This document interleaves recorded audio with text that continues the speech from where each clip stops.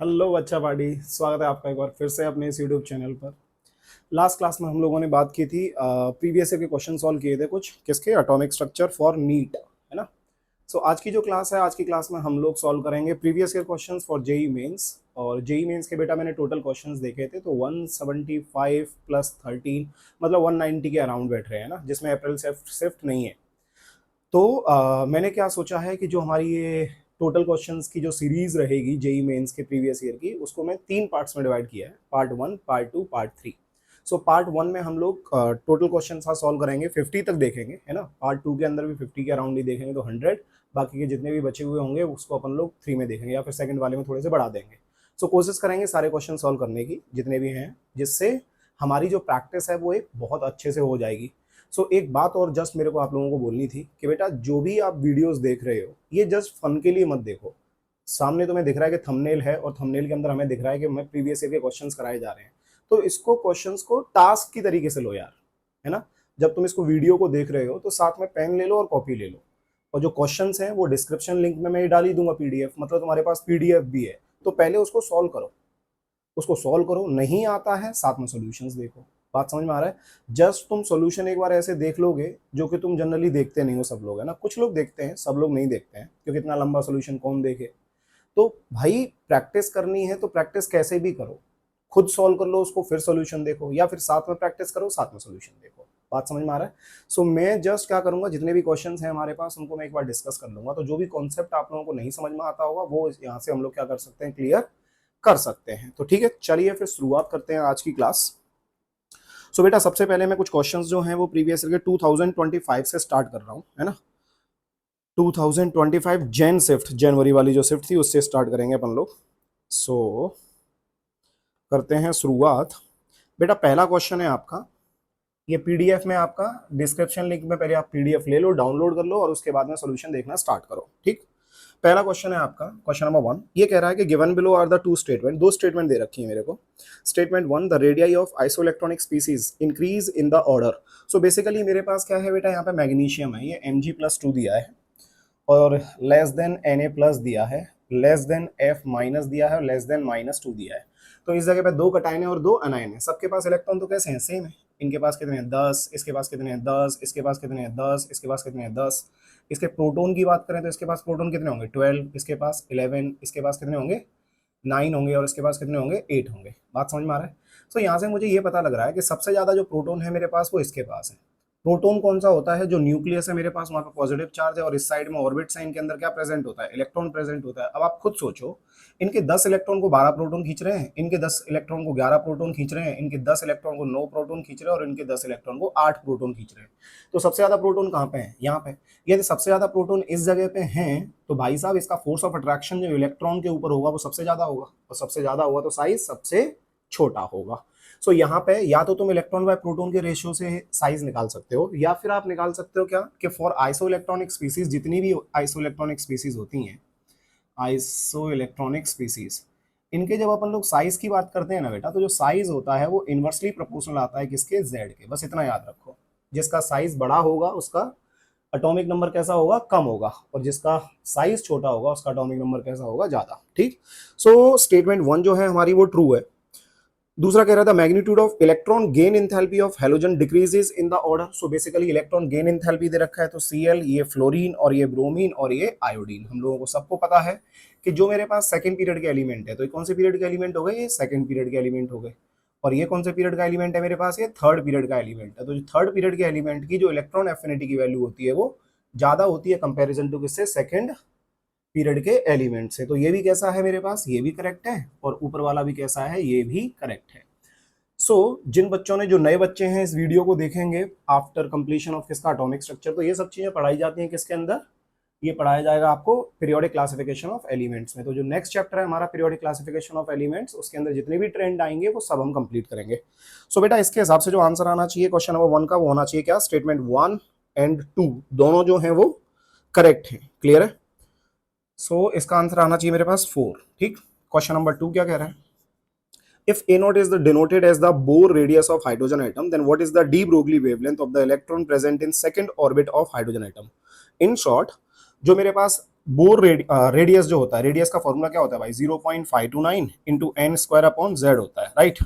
अब इन्होंने बोला है कि जो रेडियस है वो रेडियस को किससे बराबर रख दिया है, रेडियस को किसके इक्वल रख दिया है, ए नॉट के इक्वल रख दिया है, चलेगा, तो ये ए नॉट मान लिया, ठीक है। अब इसने बोला कि what is the D Broglie wavelength of the electron present in the second bore orbit, मतलब डी ब्रोगली वेवलेंथ क्या होगा उस इलेक्ट्रॉन का जो कि second bore orbit of hydrogen atom में प्रेजेंट है। तो सिंपल है, क्या कर सकते हैं अपन लोग बेटा, एक फॉर्मूला कराया था मैंने, क्या, 2 pi R is equal to N lambda, है ना। तो 2 पाई की जगह पे तो 2 पाई रहने दो, लेकिन आर की जगह पे अपन लोग क्या लिख सकते हैं, तो आर इज इक्वल टू क्या होगा 0.529 into N square upon Z, कौन से ऑर्बिट के लिए निकाल रहे हैं, सेकंड के लिए, तो 2 2 जा 4, और एटम कौन सा, हाइड्रोजन, तो उसकी जगह पे तो यही रहेगा मेरे पास। तो यहाँ पे क्या आ सकता है, 0.529 किसके बराबर था मेरे पास, यहाँ पे अपन लोग क्या लिख सकते हैं, ए नॉट लिख सकते हैं ना भाई, ठीक है। इस जगह पे क्या लिख सकते हैं, ए नॉट लिख सकते हैं अपन लोग। तो आर इज इक्वल टू जो मेरे पास आएगा वो कितना आएगा, ए नॉट इस जगह पे, और ये हो जाएगा इंटू 4, ये वाला कैसे, अरे ये आर जो था ये 0.529 into N square upon Z होता है, राइट। तो इसमें यदि अपन लोग बात करेंगे यहाँ पे, तो ये एन स्क्वायर, एन का वैल्यू कितना पकड़ लिया मैंने, 1 पकड़ लिया, ठीक है। सॉरी, यहाँ पे 2 ले लिया, लेकिन इनिशियली मैंने 1 माना, तो इनिशियली 1 माना तो इसको मैंने क्या बोल दिया, ए नॉट, मतलब 1/1, तो ये आर इज इक्वल टू इतना आएगा, तो इसको मैंने ए नॉट मान लिया, तो यहाँ पे मैंने ए नॉट रख दिया, तो 4 ए नॉट हो गया, is equal to N lambda. तो एन लेमडा के लिए अपन लोग क्या लिखना पड़ेगा, नंबर ऑफ ऑर्बिट कौन सा है, सेकंड, और ये साथ में लेमडा आ गया। सो लेमडा इज इक्वल टू 2 से 2 ये कैंसिल आउट हो जाएगा, सही है। तो यहाँ पे कितना आ जाएगा बेटा जी, ये आ जाएगा 4 टाइम्स ऑफ ए नॉट, और साथ में क्या आ जाएगा, पाई, 4 टाइम्स ऑफ क्या आ जाएगा, ए नॉट पाई। लेकिन हम लोगों को इसमें ऑप्शंस क्या दे रखे हैं, बड़े ध्यान से सुनना, कंफ्यूज मत होना। पहला ऑप्शन दिया है बेटा आपको 8 पाई ए नॉट अपॉन एन, और दूसरा दिया है 2 ए नॉट अपॉन एन पाई, और तीसरा दिया है आपको 4n/पाई ए नॉट, और फोर्थ दिया है 4 पाई ए नॉट अपॉन एन। अब बच्चों को लग रहा होगा कि सर आपका तो इसमें से कोई आंसर नहीं है, तो बेसिकली इसने क्या बोला हुआ है, एन जो है क्वेश्चन में दिया हुआ है, एन जो है वो कोई भी इंटीजर हो सकता है ना।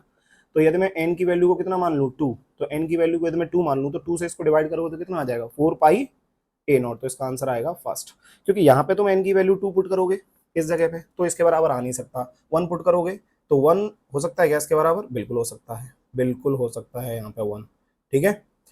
और इस जगह पे n का वैल्यू मेरे पास ये 1 डाला तो नहीं हो सकता, ठीक है।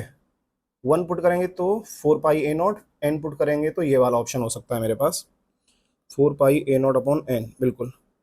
तो सेकंड बोर ऑर्बिट में ना बेसिकली, तो n 1 तो पुट कर ही नहीं सकते अपन लोग, तो n पुट 1 नहीं कर सकते, तो n की वैल्यू कितनी डालनी पड़ेगी अपन लोगों को, 2 ही पुट करनी पड़ेगी। बात समझ में आ रहा है। सो n की वैल्यू यहाँ पे 2 पुट करो तो कितना हो जाएगा, 4 पाई ए नॉट के बराबर हो जाएगा, डन। सो 2 क्वेश्चन डन हुए, बढ़ते हैं आगे।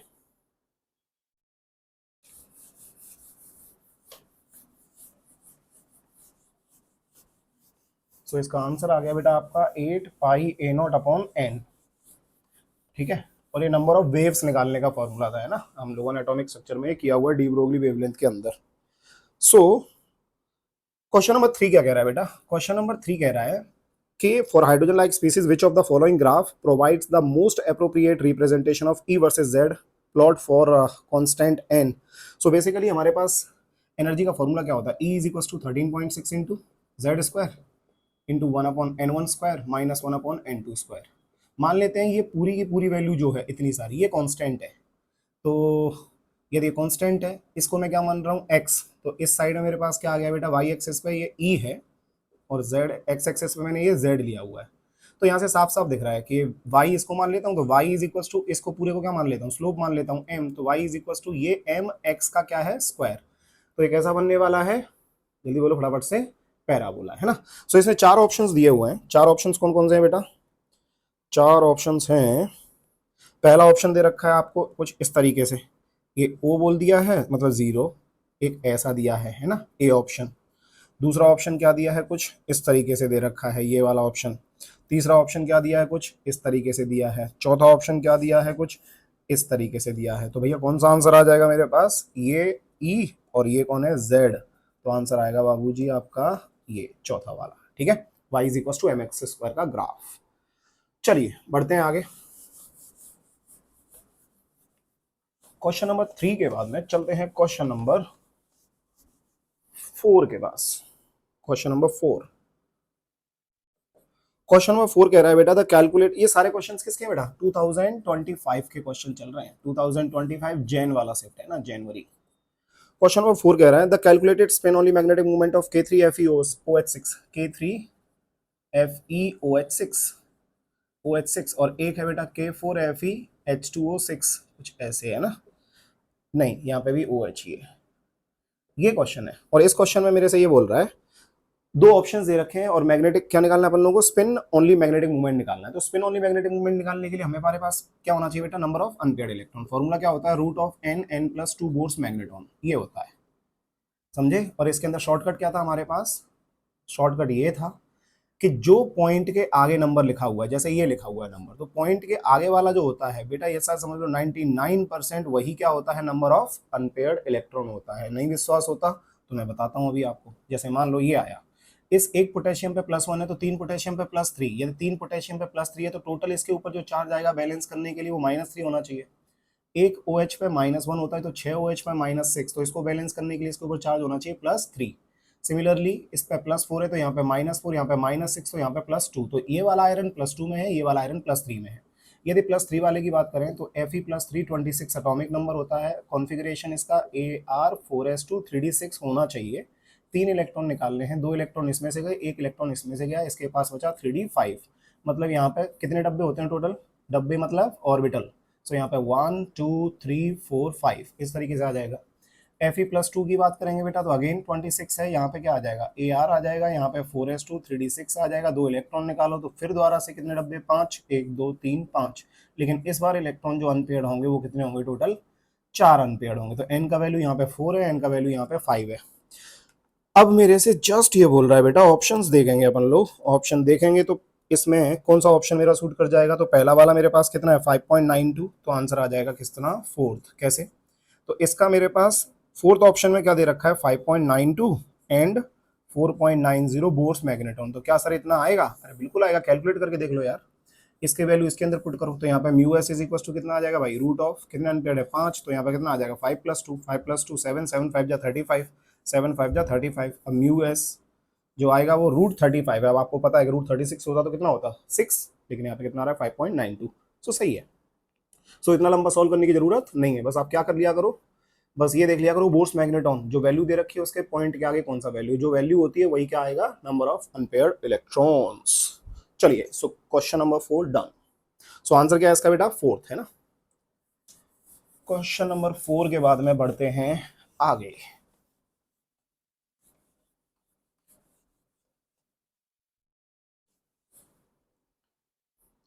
क्वेश्चन नंबर 4 के बाद में बेटा क्वेश्चन नंबर 5 आ गया। और क्वेश्चन नंबर 5 क्या कह रहा है, क्वेश्चन नंबर 5 है बेटा कुछ स्टेटमेंट वाला क्वेश्चन, तो बड़े ध्यान से सुनना।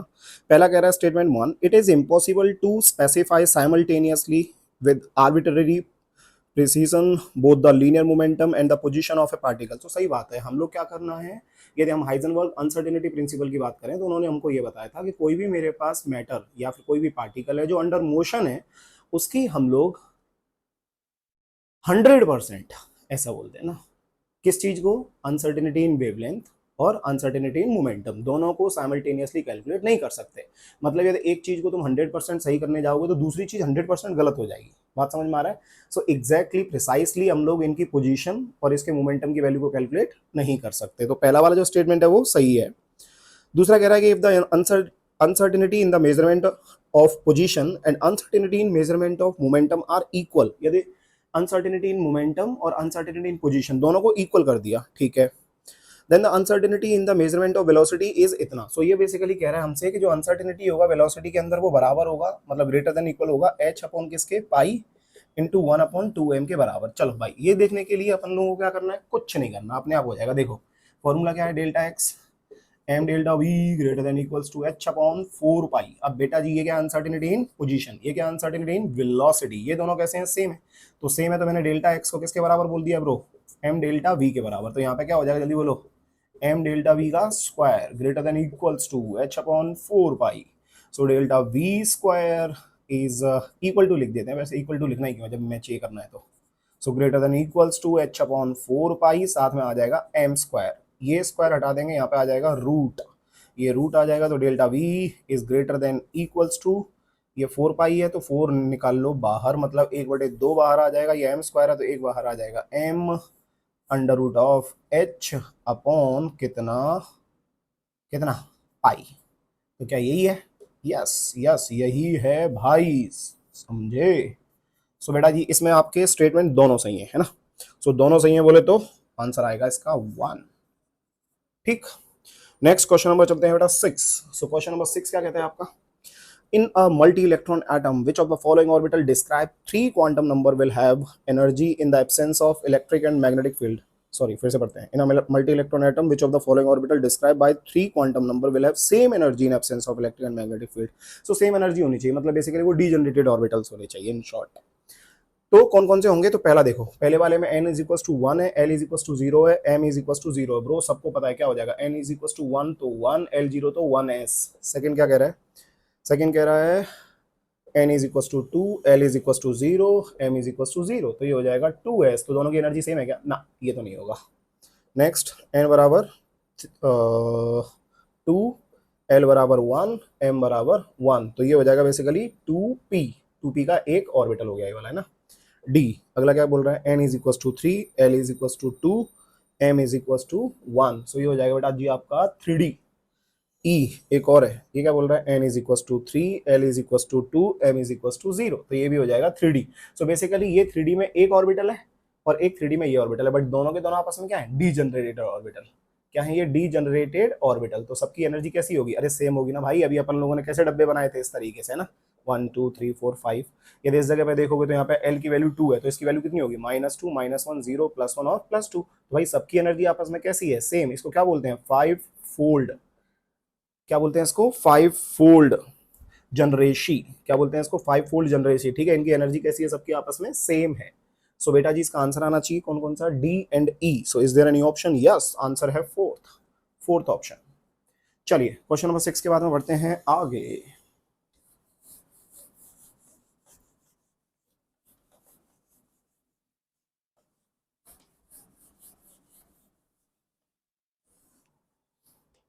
सेम अभी जैन अटेम्प्ट चल रहा है ब्रो, है ना? Question number 7। So question number 7, which of the following is are not correct with respect to energy of atomic orbital of hydrogen atom? So hydrogen atom basically hydrogen atom जो होता है वो multi electronic species में जिस तरीके से electron भरते हैं उस तरीके से नहीं भरता है। सिंगल इलेक्ट्रॉन है तो सिंगल इलेक्ट्रॉन के लिए रूल अलग था। क्या रूल था? सो यहाँ पे बेसिकली इसने 3-4 ऑप्शंस दिए हैं। पहला 1s is less than, 2s is less than, sorry 2p is less than, 3d is less than 4s। ये है आपका ए ऑप्शन। बी ऑप्शन दे रखा है 1s is less than 2s is equals to 2p is less than 3s is equals to 3p। C option है 1s is less than 2s is less than 2p is less than 3s is less than 3p। And last है बेटा आपका 1s is less than 2s is less than 4s is less than 3d। अब आप खुद सोचो single electronic species के लिए क्या रूल अप्लाई होता है? ध्यान से सुनना। 1s कम होता है किससे? 2s से, लेकिन ये बराबर होगा किसके? 2p के। ये किससे कम होगा? 3s। ये किसके बराबर होगा? 3p is equal to 3d is equal less than 4s is equal to 4p is equal to 4d is equal to 4f is less than dash dash dash. इस तरीके से। अब इसमें से सबसे पहले ये चेक करना है क्या ये सही है? हाँ ये सही है। ठीक है, नेक्स्ट ये देखना, क्या ये सही है सिंगल इलेक्ट्रॉन के लिए? तो ये गलत है। क्यों गलत है? अरे तो 4s में पहले इलेक्ट्रॉन जाता है, 3d में बाद में जाता है, तो ये तो गलत ही है। ठीक है, अब इसको देखो 1s लेस देन 2s बिल्कुल सही है, 2s is less than 2s is less then 2p बिल्कुल सही है, 2p is less than 3s बिल्कुल सही है, बिल्कुल सही है। 1s is less than 2s, ये फिर दोबारा से। अब इसमें क्या आ गया? 1s is less than 2s, 2s is less than 4s, 4s is less then 3d। तो अब इसके अंदर हमें क्या चेक करना है बेटा जी? हमें ये चेक करना था कि कौन कौन सा मेरे पास ऑप्शन है। ठीक है, सो 4s और 3d में यदि अपन लोग बात करेंगे 4s में और 3d में, तो अपन लोगों को इसमें n+l रूल लेना होता है ना। तो n का वैल्यू कितना आएगा इसके अंदर? 4 आएगा। l का वैल्यू कितना आएगा? 0, तो ये 4 हो गया। यहाँ पे l का वैल्यू कितना आएगा? तो 0 s के लिए, 1 p के लिए, d के लिए 2, तो ये 3 + 2 कितना होगा भाई साहब? 5। मतलब 3d की एनर्जी कैसी होगी? ज़्यादा। ठीक है, 3d की एनर्जी कैसी होगी? ज़्यादा। तो ये 3d की एनर्जी कैसी कम थी, तो ये गलत हो गया। ठीक है, ये वाला कैसा है? ये सही है। 1s is less than 2s is less then 2p is less than 3s is less then 3p, ये भी सही है। तो मेरे पास एक तो बी ऑप्शन हो गया, एक सी ऑप्शन हो गया। अच्छा, नॉट करेक्ट बोला था भाई इसके अंदर कि करेक्ट कौन कौन सा नहीं है, करेक्ट कौन कौन सा नहीं है। तो कौन कौन सा करेक्ट नहीं है? तो ये वाला करेक्ट नहीं है। ठीक है, दूसरे की बात करें और कौन सा है, तो इसमें ऑप्शंस दिए हुए हैं, ए आना चाहिए, बिल्कुल आना चाहिए, तो ये तो गलत है ही। सो इसमें ऑप्शन क्या दिए हैं पहले वो देखते हैं ना, ए एंड सी ओनली। दूसरा ऑप्शन कह रहा है बी एंड डी ओनली। तीसरा ऑप्शन कह रहा है सी एंड डी ओनली। और चौथा कह रहा है ए एंड बी ओनली। ये ठीक है। सो हम देख लेते हैं कि हमने सब सही लिखा है, 1s is less then 2p is less then 3d is less than 4s। ठीक है, तो ये तो भाई साहब गलत होने वाला है, तो ये तो आएगा नहीं, या तो बी और डी होगा या फिर सी और डी होगा, तो बी देखते हैं। तो 1s 2s is equals to 2p is less than 3s is equals to 3p। ये सही है क्या? ये एकदम सही है, मतलब बी आने वाला है, बी ऑप्शन में रहेगा। सो बी दो ऑप्शन में है, कौन कौन से में, या तो इसमें है या फिर इसमें है। ठीक है, तो ए तो सही है, नहीं तो बी एंड डी। अब सी क्यों गलत है? 1s is less than 2s is less then, okay okay okay okay okay okay okay. ये इसीलिए गलत है क्योंकि साफ साफ दिख रहा है ना ब्रो, 2s और 2p, यहाँ पे साइन किसका है? लेस देन का। लेकिन यहाँ पे बात करेंगे अपन लोग 2s और 2p कैसा है? सेम। तो भाई साहब जो सेम ऑर्बिट है उनकी एनर्जी सेम रहती है, जो सेम ऑर्बिट है उनके लिए एनर्जी सेम रहती है, नॉर्मल कॉन्फ़िगरेशन के हिसाब से सही है। बट मैं भूल गया था कि हम लोग किसके लिए देख रहे हैं? सिंगल इलेक्ट्रॉन के लिए। तो सिंगल इलेक्ट्रॉन के हिसाब से ये वाला स्टेटमेंट कैसा होगा? गलत होगा। तो इसका आंसर आना चाहिए कौन सा? ए और सी। गलत वाला ना, हाँ, तो ए और सी बस, ये दोनों गलत होंगे। ठीक है, चलिए। So question number 7 done. Let's go ahead with question number 8। Question number 8। Question number 8 क्या कह रहा है? For hydrogen atom the orbitals with lowest energy is hours. मतलब ऐसी कौन सी ऑर्बिटल है जिसकी एनर्जी कैसी है? कम है। तो ये तो बेटा आप सब लोग बता सकते हो ना। बी का ये 3px है, सी का 3dx² माइनस वाई स्क्वायर, और डी 3dz², और ई 4pz। क्या पूछा है उसने? लोवेस्ट एनर्जी पूछी है। तो सबसे लोवेस्ट एनर्जी किसकी होगी बेटा जी? 3px की। अरे सही है ना भाई, 3p की एनर्जी कम होगी किससे? 3d से कम होगी। 3d से कैसी होगी? कम होगी। ठीक है, 4s की कम होगी किससे? 3d से कम होगी। बट 3ps की सबसे कम है, तो आंसर आना चाहिए कौन सा? B only. सो आंसर आ जाएगा फोर्थ, जिसमें लिखा हुआ है बी ओनली। ठीक, डन। सो क्वेश्चन नंबर 8 भी डन हो गया। लो बेटा क्वेश्चन नंबर 9 यहाँ कर देते हैं। ध्यान देखो, heat transfer of muscular pain involve radiations of wavelength of about 900 nanometer, 900 nanometer, ठीक है, which spectral line of hydrogen atom is suitable for this? Okay, अब देखो बेटा, हमें बेसिकली क्या निकालना है? यहाँ पे लेमडा दे रखा है। सो लेमडा का वैल्यू दे रखा है कितना? 900 नैनोमीटर। तो मैंने बोला था आपको जब से पहले क्या करना है, 900 नैनोमीटर को एंगस्ट्रॉम में कन्वर्ट कर लो, ये हो जाएगा 9000 एंगस्ट्रॉम। एनर्जी का फॉर्मूला लगा दो, E is equal to 12400 divided by lambda. Lambda कितना आ गया? 1000। Zero zero cancel, zero zero cancel, जब इसको डिवाइड करोगे तो ये 1 पॉइंट कितना, 37, 1.4 पकड़ लेते हैं इसको, लगभग लगभग है ना, ये 1.4 आ गया। अब जो एनर्जी है, सामने हमें ट्रांजिशंस दे रखे हैं ना, जैसे पहला ट्रांजिशन दिया हुआ है आपको दिख रहा होगा, बाल्मर सीरीज इन्फिनिटी से 2, दूसरा इन्फिनिटी से 1। तो बेसिकली मैं फॉर्मूला लगा देता हूँ, कौन सा? E is equal to 13.6 into Z square into 1/n1² minus 1/n2²। बस जिसके बराबर आ जाएगा वही आंसर हो जाएगा। तो तुम्हें पहला वाला पुट कर रहा हूँ है ना, यहाँ पे 2 पुट कर दो, तो 2 2 जा 4, 4 से डिवाइड करूंगा तो ये 3 पॉइंट कुछ होगा, तो ये पहला नहीं हो सकता। दूसरा ऑप्शन लाइमन सीरीज 1 से इन्फिनिटी, यहाँ पे 1 पुट करूंगा इस जगह पे, तो ये 1/1 हो जाएगा, इन्फिनिटी खत्म हो गया, तो ये 13.6, तो बी ऑप्शन भी नहीं हो सकता। तीसरा ऑप्शन कह रहा है पाशन सीरीज इन्फिनिटी से 3, सो बेसिकली यहाँ पे 3 3 जा कितना आ जाएगा? 9 आ जाएगा ये, और ये खत्म हो जाएगा, तो 9 से इसको डिवाइड करेंगे तो ये कितना जाएगा? 919, कितना बचा? 9 5 जा 45, मतलब लगभग लगभग 1.5 के अराउंड आ रहा है वैल्यू। और लास्ट वाला देखोगे तो लास्ट वाला जो है बेटा वो 13.6 इंटू जेड स्क्वायर सेम रहेगा, 1/9, और यहाँ पे 1/25 ये। ठीक है, सो 9 और 25, सो बेसिकली 25 में से 9 गए तो कितना बचा? 9 और 1 10, 16, 16/9 इंटू 1/25, ये हटा देते हैं ना यहाँ से, 13.6 इंटू जेड स्क्वायर, ये आ जाएगा मेरे पास। अब यहाँ से हम लोग क्या कर सकते हैं बेटा? कुछ नहीं कर सकते, ये वैल्यू यहाँ पे मेरे पास कैसी आएगी? ज़्यादा आएगी। समझ में आ रहा है? ये वैल्यू कैसी आएगी? ज़्यादा आएगी। सो ये भी नहीं हो सकता, तो इसके अंदर जो आंसर आएगा वो कौन सा आएगा बेटा? सी ओनली। कौन सा आएगा? सी ओनली। समझ में आया? क्योंकि आप खुद देखो ना यार, 9 से लगभग लगभग इसको लेके जाओ तो 9 1 जा 9, कितना बचा? 4, 9 5 जा 45, 1.5 के करीब आ गया, सही है ना, ठीक है। अब यहाँ पे मेरे पास 1.5 के करीब आ गया। अब ये इसके साथ लोग 16 पंजे 80 की जीरो, हासिल 8, 16 कम 16 6 22 और 2 24 और ये 25। तो ये अलग अलग आ रहा है ना वैल्यू, मेरे पास अलग वैल्यू आ रही है। मैंने अप्रोक्स किया है, मतलब ये आंसर नहीं है यार, ठीक है। सो बेसिकली मेरे पास ये 1.4 के करीब सी आ रहा है, तो सी मेरा आंसर होना चाहिए। नेक्स्ट बढ़ते हैं आगे, क्वेश्चन नंबर किसके साथ, 9 हो गया, 9 के बाद 10।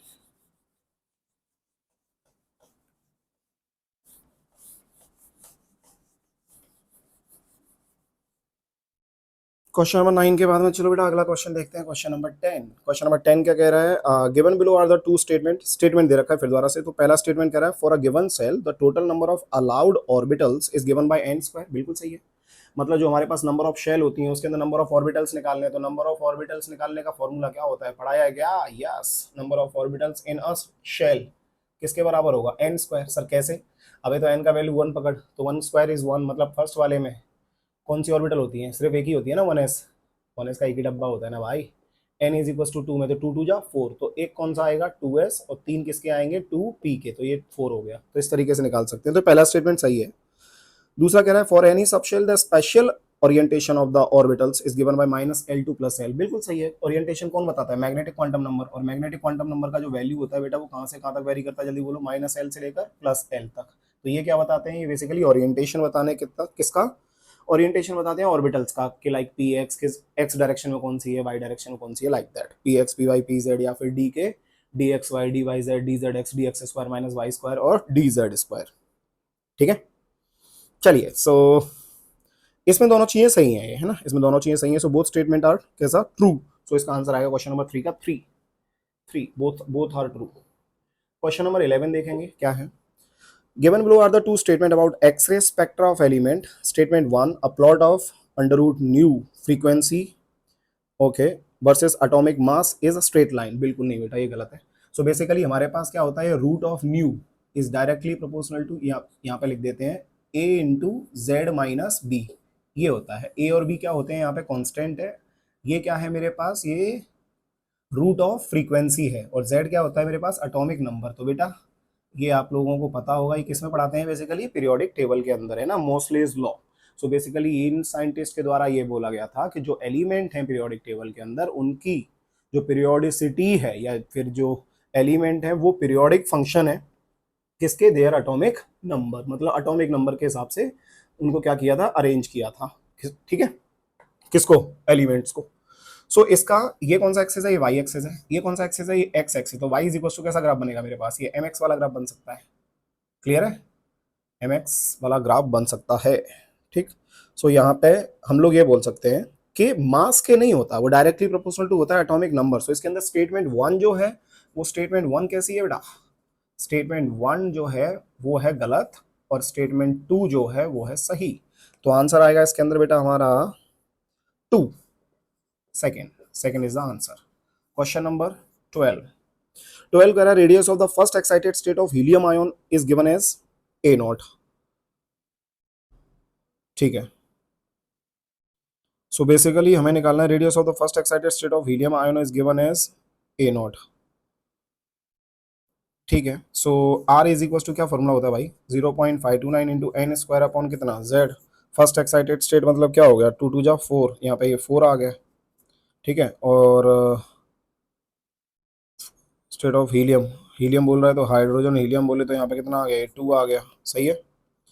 अब बोल रहा है कि radius of first stationary orbit of hydrogen atom, so basically R is equal to 0.529 into N square, मतलब 1 स्क्वायर अपॉन 1। इसका वैल्यू कितना दे रखा है भाई, उसने ए नॉट दे रखा है, मतलब इन शॉर्ट ए नॉट का वैल्यू जो है वो कितना है, 0.529 है। सेम क्वेश्चन है जैसा अभी किया था, है ना। तो बस इसकी जगह पे अपन लोग क्या लिख सकते हैं, ए नॉट लिख सकते हैं, लिख सकता हूँ ना भाई, ये ए नॉट लिख सकता हूँ। 2 2 जा कितना हो गया, 2 4 हो गया। सो आर इज इक्वल टू कितना आना चाहिए, 2 टाइम्स ऑफ ए नॉट आना चाहिए, समझे, अरे क्लियर है। Next question, question number 13। सो क्वेश्चन नंबर 13 क्या कह रहा है बेटा, given below are two statement 1, a spectral line will be observed for a 2px 2py transition. Statement 2, 2px and 2py are degenerate orbitals in the, okay, so basically हम लोग spectral line will be observe for 2px से 2py। सो 2px से 2py बेटा ये कोई sense नहीं बना रहा है, क्यों? क्योंकि इन दोनों की एनर्जी सेम है, और यदि एनर्जी का डिफरेंस जीरो होगा तो काय की स्पेक्ट्रल लाइन, तो कोई स्पेक्ट्रल लाइन ऑब्जर्व होगी नहीं। देयर इज नो एब्जॉर्प्शन और रिलीज इन टर्म्स ऑफ क्या, एनर्जी। सो उससे कोई वेवलेंथ आएगा ही नहीं, क्योंकि तो कैसी है, डीजनरेटेड ऑर्बिटल है ना भाई। बट उसने बोला कि 2px and 2py are degenerated orbital, बिल्कुल सही बात है। सो स्टेटमेंट 1 जो है वो गलत है, बट स्टेटमेंट 2 जो है वो सही है। तो इसका आंसर आना चाहिए सेकेंड। क्या आंसर आना चाहिए इसका? सेकेंड। सो बेटा जी ये आपके 2025 के क्वेश्चंस सारे क्या हो चुके हैं, सॉरी 2025 के, हाँ सारे क्वेश्चंस कंप्लीट हो चुके हैं, ठीक है। सो अब हम लोग चलते हैं कहाँ पे आगे, और किसके साथ? 2024 के साथ। अब ये 2025 का ना मैंने एक जो पीडीएफ है वो उसी पीडीएफ में मैं अटैच कर दिया है। तो सबसे नीचे देखोगे आप लोग तो आपको क्वेश्चंस दिख जाएंगे। किसके क्वेश्चंस दिख जाएंगे आपको? 2025 के, ठीक है। और 2024 की जो पीडीएफ है वो बेसिकली क्वेश्चन नंबर 1 से स्टार्ट है। So don't be confuse. मैं फिर से रिपीट कर देता हूँ, जो डिस्क्रिप्शन में आप जाओगे वहां पे लिंक डालूंगा मैं, जिसमें आपको क्या मिलेगा, इन क्वेश्चंस का पीडीएफ मिलेगा जो मैं सॉल्व कर रहा हूँ, ठीक है। तो उस पीडीएफ में जो क्वेश्चन स्टार्ट होंगे वो 2024 से स्टार्ट है, लेकिन उसी पीडीएफ में आप सबसे जब लास्ट में चले जाओगे तो आपको वहां पे 2025 के क्वेश्चन दिखाई देंगे, 13 क्वेश्चन। तो वो करने के बाद फिर ऊपर आना, ठीक है। सो अब इसमें जो क्वेश्चंस हैं ये मैं फिर दोबारा से 1 से स्टार्ट कर रहा हूँ, है ना। वो 13 को 2025 में छोड़ दो। अब ये कौन सा है? ये 2024 के क्वेश्चंस हैं। चलिए, सो पहला क्वेश्चन है आपका, विच of the following electronic configuration would be associated with the highest magnetic movement. So highest magnetic movement मतलब नंबर ऑफ अनपेयर्ड इलेक्ट्रॉन कैसे होने चाहिए? ज्यादा होने चाहिए। तो बेटा जी आपको इसमें देखो पहला क्या दे रखा है, ध्यान दो, AR3D7। दूसरा क्या दिया है आपको? AR3D8। सी क्या दिया है आपको? AR3D3। और फोर्थ दिया है आपको बेटा AR3D6। आपको क्या करना है, जस्ट अरे डब्बे बना दो यार, 1 2 3 5। तो यहाँ पे 1 2 3 4 5 6 और ये 7 नंबर ऑफ अनपेयर्ड इलेक्ट्रॉन 3। इसके पास देखेंगे तो 1 2 3 5। तो 1 2 3 4 5 6 7 8। कितने नंबर ऑफ अनपेयर्ड इलेक्ट्रॉन? 2, ठीक है।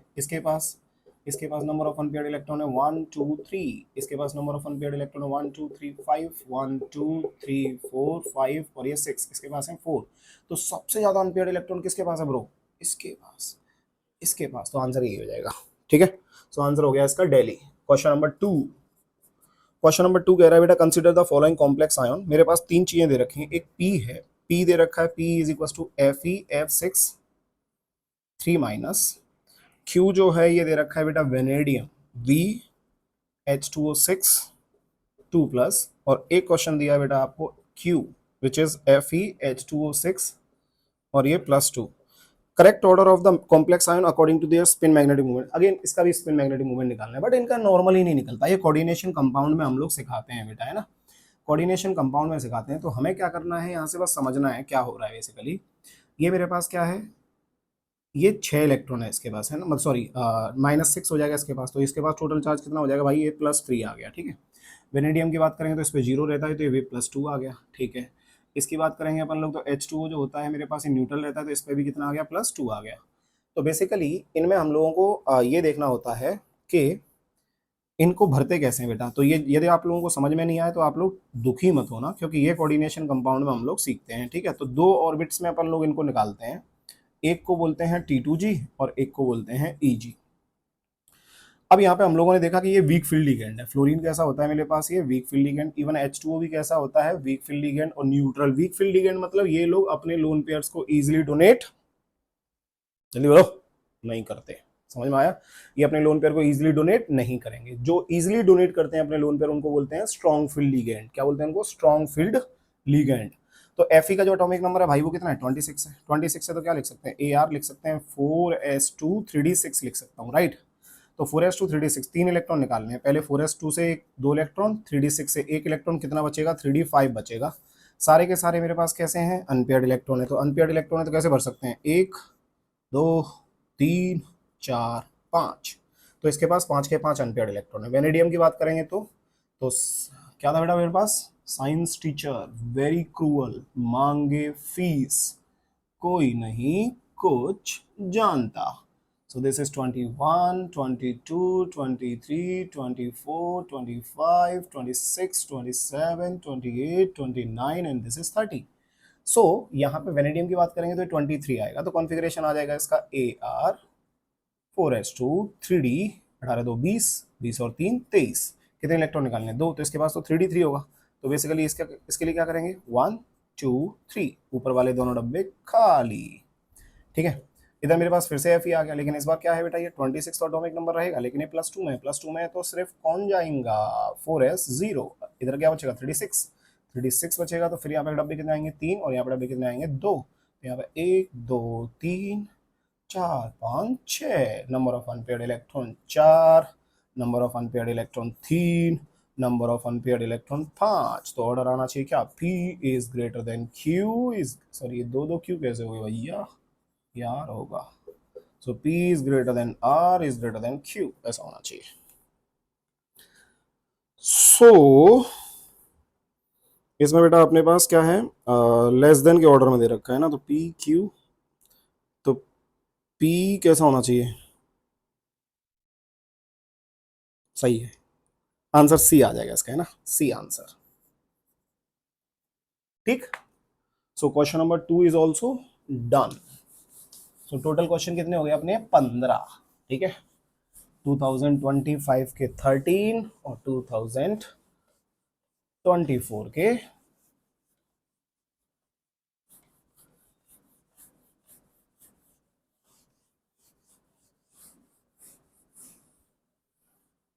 या एक काम करते हैं ना बेटा, इसको ना फिर तो कंफ्यूज हो जाएंगे, सो इसको सेम ही रखो, 13 और 2 15 हो गए बेसिकली, है ना।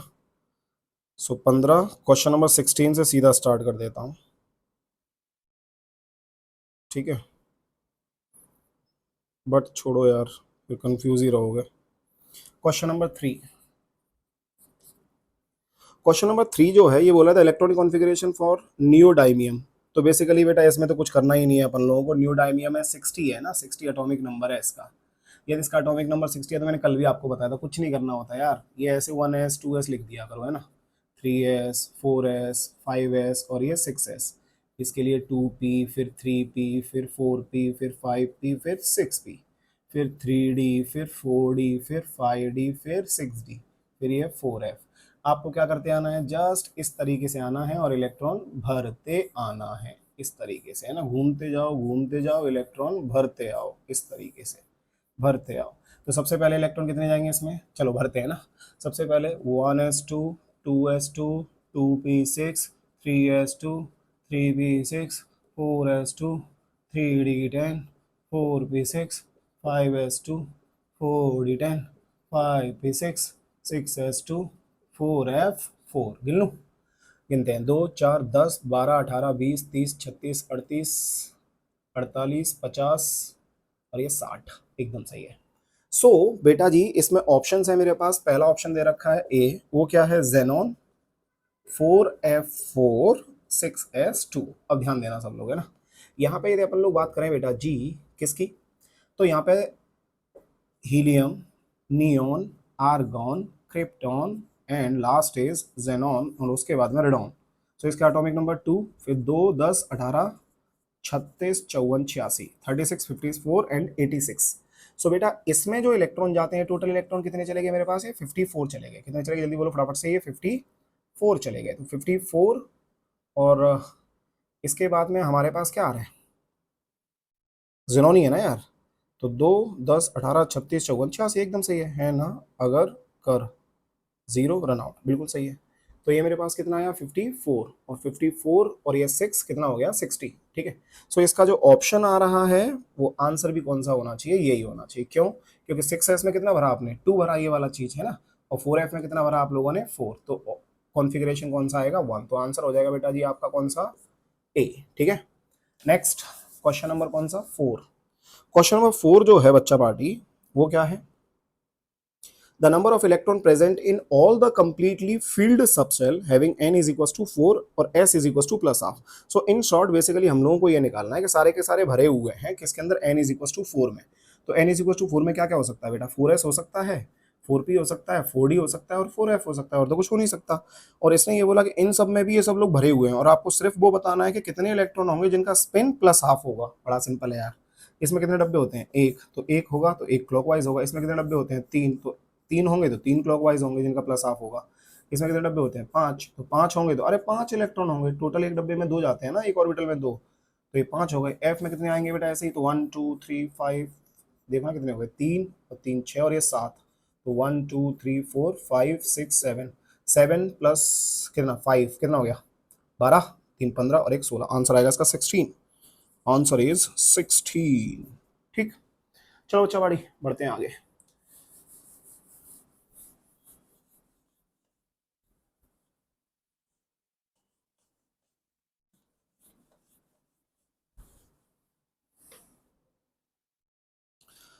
Next question number 5।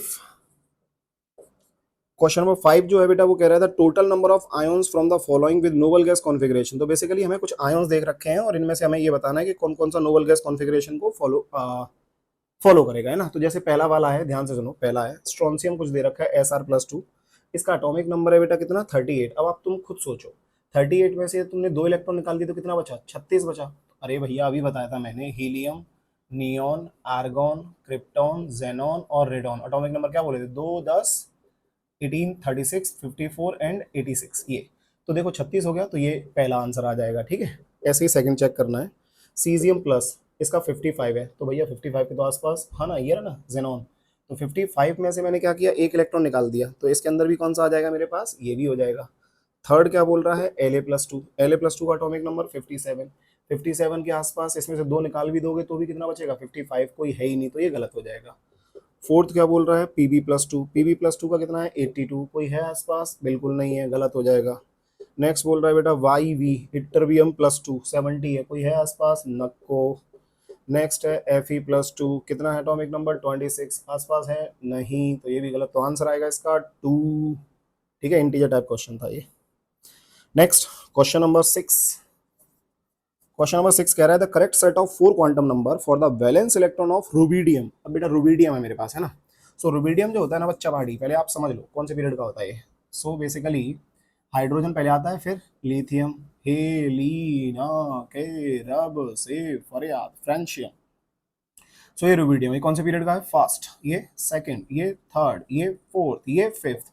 सो इतना समझ में आ गया, एन की वैल्यू क्या होना चाहिए ब्रो, 5। ठीक, अब एन की वैल्यू 5 होनी चाहिए। ऊपर से कौन से ब्लॉक का है ये, 1s, एस ब्लॉक का है, तो एल का वैल्यू कितना होना चाहिए, 0। अब ऑप्शन छांट लो पहले, तो 5 0। सो दो ऑप्शन तो ऐसे ही निकल गए। अब दो ऑप्शन बचे, कौन कौन सा, ए ऑप्शन है 5 0 0 प्लस हाफ, और बी ऑप्शन है 5 0 1 प्लस हाफ। अब तो बेटा अंधे को भी दिख जाएगा ना कि यहाँ पे यदि ये 0 तो ये भी 0 ही रहेगा, ये 1 कैसे आ गया गुरु, तो आंसर आएगा आगरा। ठीक, ए ऑप्शन आ जाएगा इसका। Next question number 7। Question number 7 कह रहा है बेटा, ये लिस्ट है, लिस्ट 1 लिस्ट 2 बना रखा है। तो जो लाइमन है, लाइमन किस में लाई करेगा बेटा, लाइमन होता है बेसिकली अल्ट्रावायलेट। ठीक, लाइमन जो होता है ये किस में होता है, यूवी, ये हम सब पढ़े हुए हैं बेटा, है ना। नेक्स्ट बाल्मर किस में आता है बेटा, विजिएबल, तो ये विजिएबल हो जाएगा। नेक्स्ट पाशन किस में आता है बेटा, इंफ्रारेड। और पी फंड भी किस में आता है बेटा जी, ये भी इंफ्रारेड, समझे। सो आंसर आना चाहिए कितना, लाइमन आना चाहिए 1, ए का 2। सो ए का 2 दो ऑप्शंस में, ए और सी, तो बी का 3। अब सी का देखना है, पाशन और P fund, infrared reason, infrared reason. बड़ा नौटंकीबाज आदमी है यार ये तो। बेटा अब तुम खुद देखना मैं क्यों कह रहा हूँ ये वाली बात, सुनना ध्यान से। इसने क्या लिखा हुआ है यहाँ पे पीडीएफ में, पहले वाले में लाइमन है, राइट, और दूसरे वाले में लिखा हुआ है बाल्मर, तीसरे वाले में लिखा हुआ है पाशन, चौथे वाले में लिखा हुआ है पी फंड, यहाँ पे फर्स्ट में लिखा हुआ है इंफ्रारेड रीजन, फिर दूसरा लिखा हुआ है यूवी रीजन, ठीक है, तीसरा लिखा हुआ है इंफ्रारेड रीजन, चौथा लिखा हुआ है विजिबल रीजन। तो अब ये तो समझ गया, दुनिया को समझ गया कि ए का सेकंड होगा, बाल्मर का विजिबल होगा। अब बात आती है पाशन की और पी फंड की, तो भैया ये तो दोनों ही किस में रहते हैं, इंफ्रारेड में, और ऊपर से इसने दोनों ही इंफ्रारेड रीजन दिया है। हाँ, फर्क यदि आता तो फार इंफ्रारेड और इंफ्रारेड में हो सकता था, वो मैं बता सकता था कैसे। तो मैंने बोला था लाइमन आएगा, फिर क्या आएगा, बाल्मर, फिर पाशन, फिर ब्रैकेट, फिर पी फंड, फिर हम्फ्री। तो जो इधर जाते जाएंगे तो इस वाले का फ्रीक्वेंसी ज्यादा होगा कंपैरिजन टू किससे, पाशन से। समझ में आ रहा है। बट इसने दोनों ही इंफ्रारेड बोल रखे हैं, तो ठीक है, क्या बोले। तो ऑप्शन बकवास है बेसिकली, है ना। इसके हिसाब से हो सकता है इसने कुछ छापने में गलती की हो, ठीक है, जिसने बेसिकली बनाया है शीट, मैं तो सिर्फ वहां से लिया है, ठीक है, और मैं सॉल्व कर रहा हूँ उसको। चलो, सो डन, बढ़ते हैं आगे। नेक्स्ट क्वेश्चन नंबर 6 के बाद बढ़ते हैं question number 7।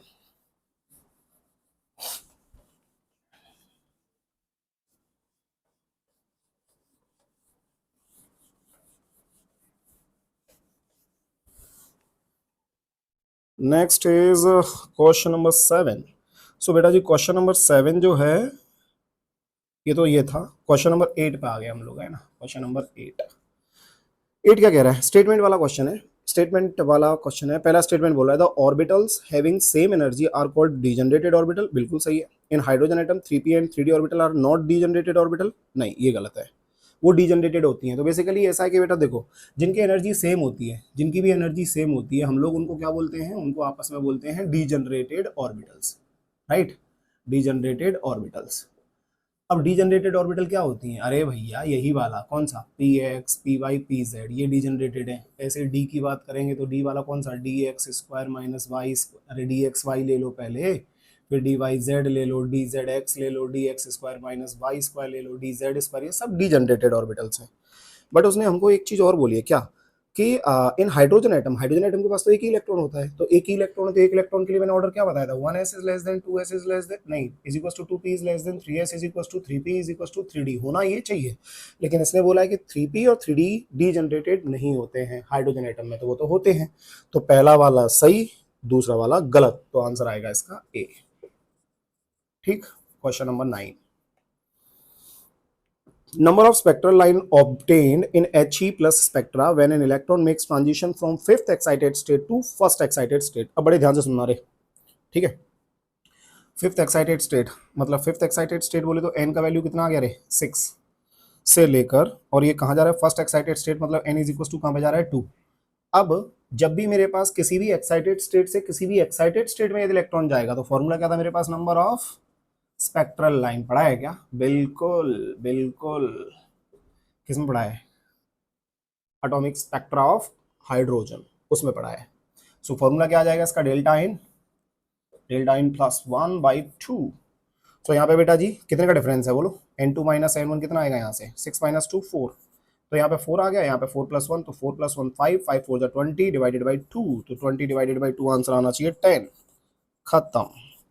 Next question number 10 देखो, क्वेश्चन नंबर 10 क्या कह रहा है, the ionization energy of sodium in kilojoule per mole if electromagnetic radiations of wavelength 242 nanometer is just sufficient to ionize sodium atom। चलेगा। सो बेटा इसको समझने के लिए हमें इतना पता होना चाहिए कि एनर्जी निकालनी पड़ेगी पहले, तो 12400 है ना, ये शॉर्टकट है मेरा बेटा, है ना, तुम भी कोशिश किया करो लेने की। 242 ये नैनोमीटर में, तो ये 0 एंगस्ट्रॉम हो गया, तो इसका यूनिट आएगा ईबी। यदि ये ईबी आएगा, यदि ये ईबी आएगा तो इसको हम लोग कन्वर्ट कर सकते हैं किलो जूल पर मोल में, विद बाय मल्टीप्लाइंग किसके साथ, 96 के साथ। जब इसको अपन लोग इसके साथ मल्टीप्लाई करेंगे बेटा, तो क्या करना है, बस कुछ नहीं करना, सॉल्व कर देना है इसको, है ना। सो 2 से 2 1 2, 2 दूनी 4, 2 1 2, और 2 से 2 6 12, 2 दूनी 4, और ये 0 620। सही है। अब क्या कर सकते हैं, आगे फर्दर सॉल्व कर लो ब्रो। 620 इंटू कितना 96, और यहाँ पे ये 121। तो एक काम करते हैं, इसको क्लोज देख लेते हैं, फिर ऑप्शन से अपन लोग पता लगा सकते हैं कि बेसिकली मेरे पास कितना आएगा, और यदि इंटीजर टाइप होगा तो फिर भाई आपको ये सॉल्व करना पड़ेगा, राइट। सो यहाँ से मैंने इसको कितना मान लिया, 120 मान लिया, तो 12 8 96, और 12 से ये 10, और 10 से ये कितना 62 80 62, और 8 दूनी 16 6, यहाँ से लेकर 8 6 48, और 1 49 496। तो बेसिकली बेटा इसका जो आंसर है एग्जैक्ट, तो एग्जैक्ट आंसर है मेरे पास कितना 496। 4, कितना आंसर है इसका 494। तो आपको क्या कर लेना, आप लोग इसको कैलकुलेट कर लेना, मेरा आंसर कितना आ गया 496। सो ये fix numeric value type question रहेगा तो आपको फिर उस समय एग्जैक्ट निकालना पड़ेगा। समझ में आ रहा है कि नहीं आ रहा? फिर आपको 494 ही करना है, 496 से काम नहीं चलेगा, वो गलत हो जाएगा। ठीक है, चलिए। तो सर आपने क्यों किया? अरे मैं तो टीचर हूँ ना भाई। ठीक है, सो आगे तुम सॉल्व करते रहना। तो सॉल्व तो तुमको करना है ना भाई पेपर में, मैं बस तुमको तरीका बताएगा कि किस क्वेश्चन को कैसे अप्रोच करना है। अब जोड़ घटाए थोड़ी ना करूंगा यार, समझे? चलिए, सो क्वेश्चन नंबर 10 के बाद में फिर बढ़ते हैं अपन लोग क्वेश्चन नंबर 11 के साथ। क्वेश्चन नंबर 11 कह रहा था 4 quantum numbers for the electron in the outer most orbital of potassium. बेटा देखो पोटेशियम है, पोटेशियम पोटेशियम ये आ गया। एटॉमिक नंबर 19, फिर दोबारा से वही क्या ली लिखा, क्या ली, सही है रे, ली ना के रब से फरियाद। ये अब ये पोटेशियम है, ये कौन से पीरियड का है भैया? हाइड्रोजन ये फर्स्ट पीरियड का होता है, सेकंड पीरियड का, थर्ड पीरियड का, फोर्थ पीरियड का। मतलब एन का वैल्यू कितना होना चाहिए ब्रो 4, एल का वैल्यू कितना होना चाहिए ब्रो 0, एम का वैल्यू कितना होना चाहिए ब्रो 0, एस का वैल्यू कितना होना चाहिए प्लस हाफ। खत्म। अब ऑप्शन देख लेता हूँ कौन कौन सा होगा। तो 4 0 0 प्लस हाफ, आंसर आएगा इसका बॉम्बे, बी आंसर। ठीक है, क्वेश्चन नंबर 12। बेटा जिनको ये नहीं आ रहा है ना भाई, तो स्टार्टिंग के लेक्चर देखो, मैंने उसके अंदर आप लोगों को ये पूरा बताया हुआ है कि किस तरीके से क्वांटम नंबर को लिखते हैं, पहचानते हैं, ऑर्बिटल कौन सी होती हैं। तो ये मैंने एटॉमिक स्ट्रक्चर में नहीं कराया लास्ट में आके, बट ये सब चीज़ें मैं पहले करा चुका हूँ, तो वो आप लोग देखो बेसिक इन ऑर्गेनिक केमिस्ट्री के लेक्चर्स। क्वेश्चन नंबर 12 देखो बेटा, 12 कह रहा है according to the wave particle duality of matter by de Broglie, which of the following graph plot represent most appropriate relationship between wavelength of electron and momentum? So wavelength and electron, wavelength of electron and momentum, so lambda is equals to h upon p होता है, inversely proportional का graph है। तो यहाँ पे lambda आ जाएगा और यहाँ पे p आ जाएगा। ग्राफ बनेगा कैसा? ऐसा, रेक्टेंगुलर हाइपरबोला। कैसा बनेगा? Rectangular hyperbola. तो आंसर आ जाएगा इसका कौन सा?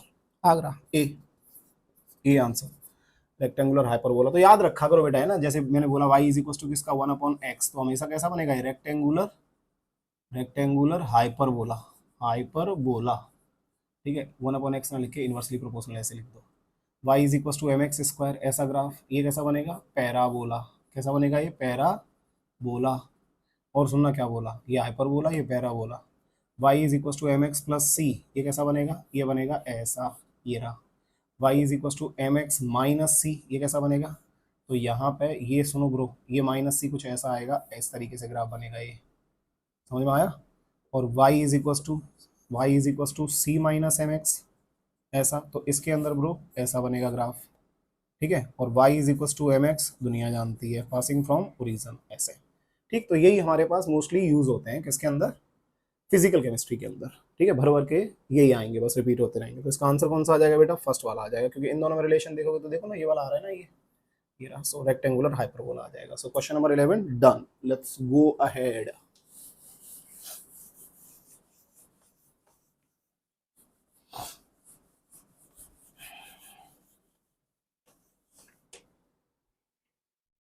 बढ़ते हैं आगे बच्चा पार्टी क्वेश्चन नंबर 13 के साथ। सो क्वेश्चन नंबर 13 क्या बोल रहा है? The number of radial node for 3p। अब बेटा 3p है, तो 3p के लिए रेडियल नोड कितना? n minus L minus 1, n का वैल्यू 3, l का वैल्यू 1, ये आ जाएगा 1। सो आंसर आना चाहिए 1। सो ए आंसर आ जाएगा इसका। ठीक है, क्वेश्चन नंबर 14। क्वेश्चन नंबर 14 कह रहा है it is observe that characteristic X ray spectra of element shows regularity when frequency to the power n, that is v की पावर। ओके, इसने ऐसा ग्राफ बना दिया बेटा कुछ, है ना, इस साइड में लिख दिया v की पावर n और इस साइड में लिख दिया z। तो अभी मैंने आपको जस्ट बताया था कि रूट ऑफ न्यू, ये v मतलब न्यू है, ना, root of nu is equal to a into Z minus P, ये होता है, z के डायरेक्टली प्रोपोर्शनल है। तो क्या मैं न्यू की power 1/2 is equal to a into Z minus B नहीं लिख सकता क्या? यस, खत्म हो गया, n इज इक्वल टू 1/2, ये आंसर है। सर ऐसे ऐसे क्वेश्चन पूछता है क्या जेई मेंस? हाँ बेटा बिल्कुल, और बहुत सारे लोगों से ये नहीं होते। क्यों? पढ़ते नहीं है ना यार, पढ़ेंगे तब होंगे ना भाई, समझे? मौज मस्ती करते हैं। चलो नेक्स्ट क्वेश्चन नंबर 15। 15 क्या कह रहा है? If wavelength of the first line of the partial series of hydrogen atom is 720 nanometer, then the wavelength of the second line of this series is dash. चलेगा, तो एक काम करते, देखो क्या बोल रहा है ये वेवलेंथ जो है first line of the partial series. So hydrogen atom लिया है तो यहाँ पे 1 स्क्वायर इंटू 1/n1 स्क्वायर। अब देखो फर्स्ट लाइन ऑफ पास्शन सीरीज, तो पहला क्या था बेटा लाइमन, दूसरा बाल्मर, तीसरा पास्शन। तो पास्शन के लिए n1 का वैल्यू कितना होना चाहिए 3, और फर्स्ट लाइन बोल रहा है तो n2 का वैल्यू कितना होना चाहिए 4। तो यहाँ पे 3 3 जा 9, 4 4 जा 16, ये आ जाएगा मेरे पास। ये कितना बचेगा 9 और 1 10, 7/7/9 इंटू 16 ये बचेगा। ये क्वेश्चन 1 मान लेता हूँ, है ना। सो ये वैल्यू दे रखा है बेसिकली, उसने कितना दिया हुआ है 720, कितना 720 नैनोमीटर। बड़े ध्यान से सुनना। अब उसने बोला then the wavelength of the second line of this series is great. So 1/x is equals to RH into 1 square into 1 second line. तो सेकेंड लाइन के लिए बेटा 4 की जगह पे क्या हो जाएगा 5, खत्म। सो 3 3 जा 9 और यहाँ पे ये 25, ये कितना आ जाएगा ब्रो 16, 16 बाय यहाँ पे 16/9 इंटू 25। ये इक्वेशन कौन सा आ गया सेकेंड। दोनों को डिवाइड कर दिया, जैसे ही दोनों को डिवाइड किया तो कटा कटा, ये कितना आ जाएगा 7 डिवाइडेड बाई 9 इंटू 16 ये, और 9 इंटू 25 डिवाइडेड बाई 16 ये आ जाएगा, ठीक है। सो 9 9 कैंसिल, 7 इंटू कितना 25 डिवाइडेड बाई 16 का क्या आ जाएगा स्क्वायर इज इक्वल टू, ये कितना आ जाएगा 1/72 720 सॉरी, ये आ जाएगा x/1। सो बेसिकली यहाँ से इसको मैं आगे सॉल्व कर रहा है, x/ कितना 720 इज इक्वल्स टू 7 गुणा कितना 25 बड़े 16 इंटू 16, ये इधर चला गया तो x is equals to 7 into 25 divided by 16 into 16 into कितना, अब ऊपर जाएगा नहीं तो 720 ऐसे, सही है। ये हो गया। अब इसको सॉल्व कर लो। कैसे सर, 8 से जाएगा ये 8 9 जा 72, ये 90 बार, और 8 दूनी 16, ये हो गया। और क्या कर सकते हैं,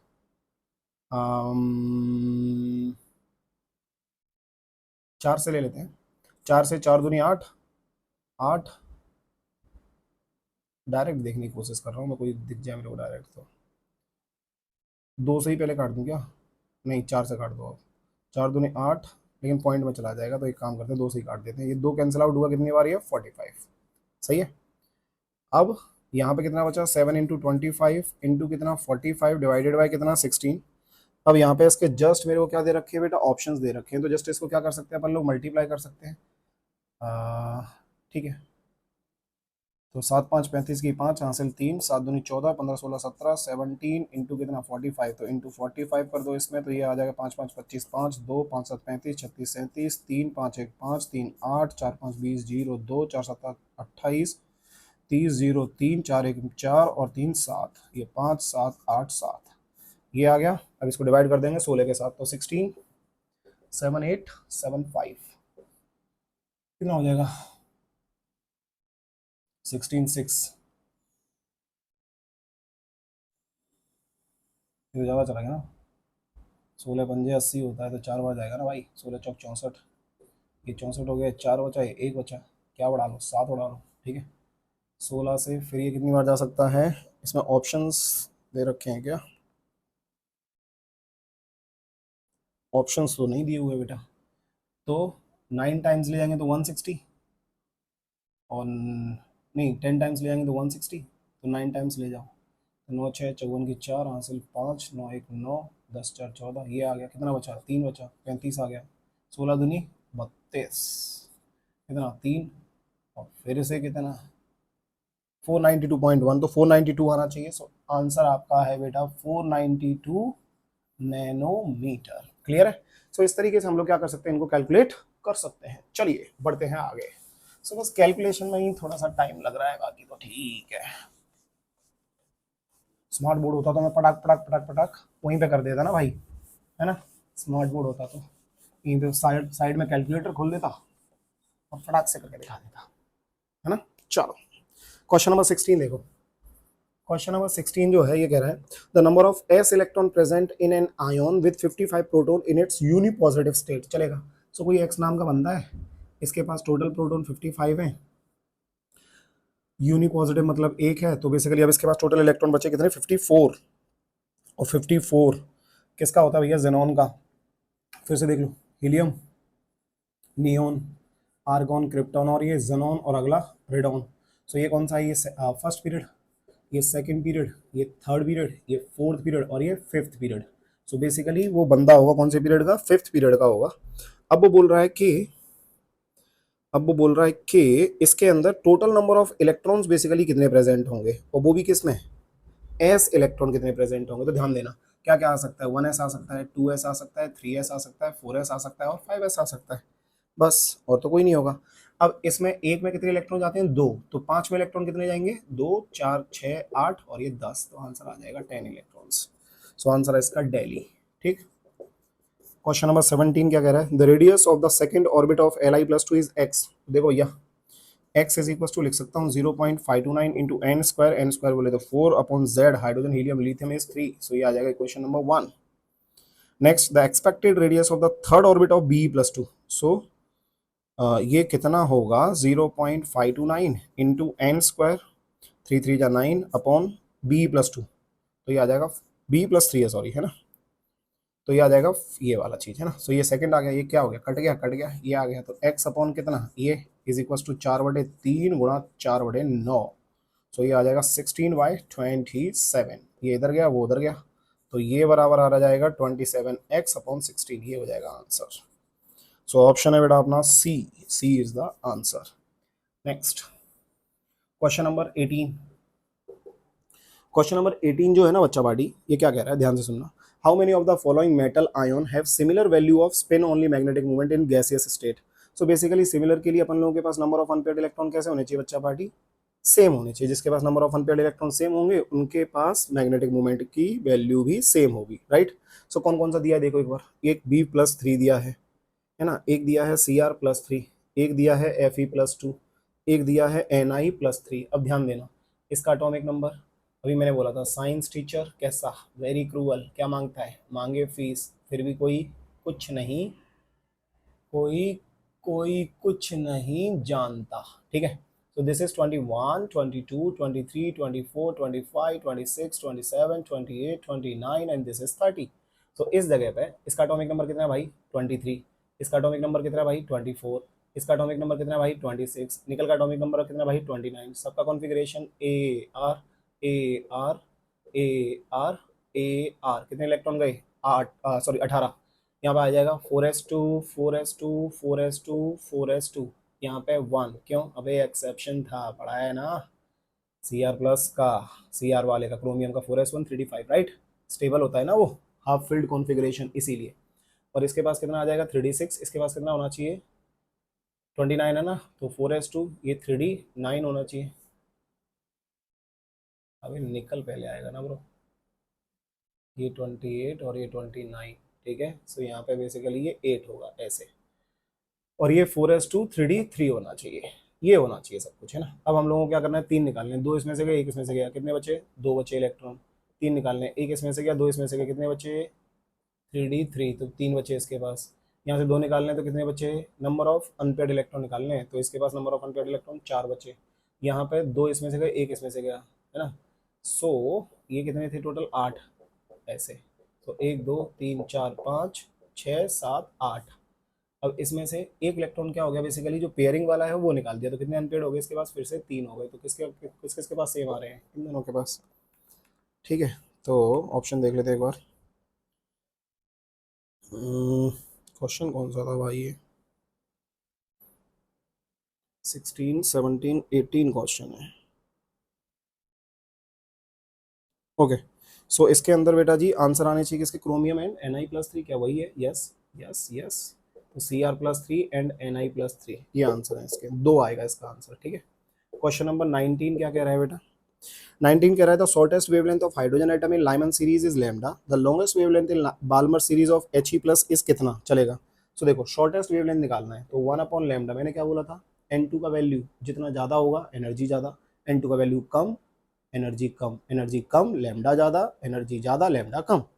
सो शॉर्टेस्ट वेवलेंथ मतलब एनर्जी ज़्यादा होनी चाहिए, तो ये RH इंटू जेड स्क्वायर, कौन है हाइड्रोजन आइटम है, तो हाइड्रोजन का हाइड्रोजन रहने दो, into 1/N1 square, Lyman series है तो लाइमन पहला वाला, तो 1 का स्क्वायर आ जाएगा यहाँ पे। लॉन्गेस्ट वेवलेंथ चाहिए, शॉर्टेस्ट चाहिए ब्रो, इसको शॉर्टेस्ट चाहिए तो एनर्जी कम, सॉरी एनर्जी ज़्यादा वेवलेंथ कम, तो यहाँ पे ये इन्फिनिटी का स्क्वायर, तो बेसिकली ये इतना ही होगा बस, ठीक, ये हो गया। अब उसने बोला the longest wavelength in Balmer series of He plus, तो लॉन्गेस्ट वेवलेंथ कितना होगा किसका, हाइड्रोजन ही है और बाल्मर सीरीज में पूछ रहा है बेटा जी, तो 1 स्क्वायर इंटू 1 अपॉन, बाल्मर के लिए N1 का वैल्यू 2 होता है, तो 2 जो यहाँ पे कितना आ जाएगा 4, ऊपर से लॉन्गेस्ट पूछ रहा है तो लॉन्गेस्ट के लिए कितना होना चाहिए 3, तो यहाँ पे आना चाहिए 9, सो बेसिकली ये कितना हो जाएगा बेटा जी 5/36, राइट, ये हो जाएगा 5/36, RH इंटू 5/36 ये होना चाहिए। अब आपको क्या करना है, यहां से देखना है तो ये 1/λ इंटू ये आ जाएगा मेरे पास, सो यहाँ पे जो निकालना है वो डिवाइडेड बाय लैम्डा, ये बराबर होगा किसके, यहाँ से आ गया RH/1 into 36 divided by RH into 5, सो ये RH कैंसिल, सो ये इज इक्वल टू हो जाएगा 36λ/5 के बराबर, 36λ/5। कुछ गलती किया हम लोगों ने, कुछ तो गलती किया, चेक करें एक बार और फिर से देखो। Question number 19, the shortest wavelength of hydrogen atom in Lyman series, तो लाइमन सीरीज, ये लाइमन सीरीज है, लाइमन सीरीज के लिए N1 का वैल्यू 1 और N2 कुछ भी हो सकता है, लेकिन शॉर्टेस्ट वेवलेंथ पूछा हुआ है तो N2 का वैल्यू कितना होना चाहिए इन्फिनिटी, क्यों, क्योंकि एनर्जी ज़्यादा होगा तो लैम्डा कम होगा, ठीक है। सो इसका वैल्यू दे रखा है लैम्डा, तो 1/λ is equal to RH into Z square का जेड स्क्वायर रहने दो इंटू ये 1/1 का स्क्वायर माइनस 1/इन्फिनिटी, तो इसको हटा देते हैं। सो बेसिकली ये आया मेरे पास इक्वेशन नंबर 1, ठीक है। नेक्स्ट क्या कह रहा है कि 1/λ is equals to longest wavelength, longest wavelength मतलब एनर्जी कैसा होना चाहिए, कम होना चाहिए, किसका, बाल्मर सीरीज का, तो बाल्मर के लिए अपन लोग क्या बोल देंगे, बाल्मर के लिए क्या होना चाहिए, N1 का वैल्यू कितना होना चाहिए 2 और N2 का वैल्यू कितना होना चाहिए 3, तो 3 3 जा 9 होना चाहिए, मैंने 25 में ले दिया था, तो यहाँ पे ये RH इंटू 1 का स्क्वायर इंटू 1/4 माइनस 1/9, नहीं सही तो था, तो इस जगह पे कितना बचेगा मेरे पास 1/4 और 1/, तो 5 बचना चाहिए ना, तो बेसिकली ये हो जाएगा कितना 5 RH बाय कितना,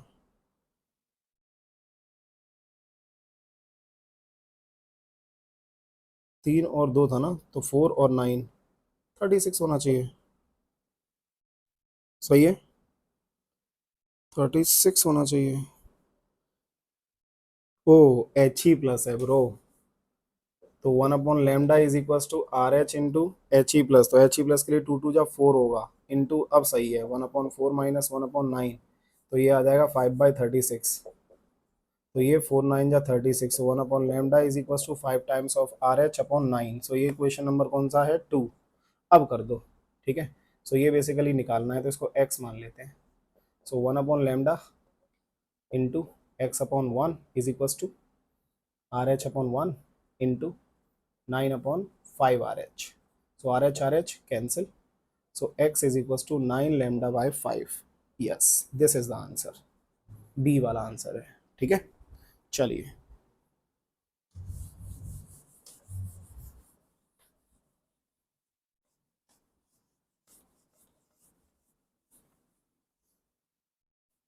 मिटा रहा हूँ बेटा, है ना।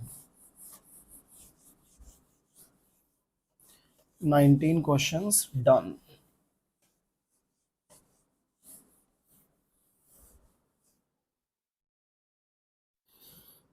19 के बाद में बेटा अगला देखो क्वेश्चन नंबर 20, क्वेश्चन नंबर 20 की बात करेंगे, assume that the radius of the first bore orbit of hydrogen atom is 0.6 angstrom, चलेगा। सो आर इज इक्वल टू क्या फॉर्मूला होता है 0.529, 0.529 इंटू n² अपॉन z, ये होता है फॉर्मूला, और किसमें होता है ये एंगस्ट्रॉम में। बट इसने हमको ये बोला कि एज्यूम करना है तुम्हें कि रेडियस जो होता है first bore orbit of hydrogen atom, first bore orbit मतलब 1 और 1, तो 0.529, ये बेसिकली वैल्यू जो है ये 0.6 एंगस्ट्रॉम के बराबर है। तो the radius of the third Bohr orbit of He plus, radius of किसका, third Bohr orbit, third Bohr orbit, third Bohr orbit मतलब 3 3 जा 9 ऑफ He प्लस मतलब 2, ये वैल्यू आ जाएगा, ठीक है। और ये किस में है, ये एंगस्ट्रॉम में है, ये 0.529 की जगह पे अपन लोगों को क्या लिखना है 0.6, तो इसको 0.6 लिख देता हूँ। अब ये 0.6 कितना हो जाएगा 0.3, तो ये 9 या 27, 2.7 एंगस्ट्रॉम आना चाहिए। एक एंगस्ट्रॉम बेसिकली किसके बराबर होता है बेटा, 10⁻⁻10 मीटर के बराबर होता है, सही है। सो बेसिकली यहाँ पे ये एंगस्ट्रॉम से क्या निकालना है, पिकोमीटर निकालना है। तो सिंपल है ना ब्रो, एंगस्ट्रॉम से पिकोमीटर यदि निकालना है तो जस्ट मल्टीप्लाई कर दो, कितने का, ये हो जाएगा 100, है ना। तो आंसर आ जाएगा इसका 270 picometre.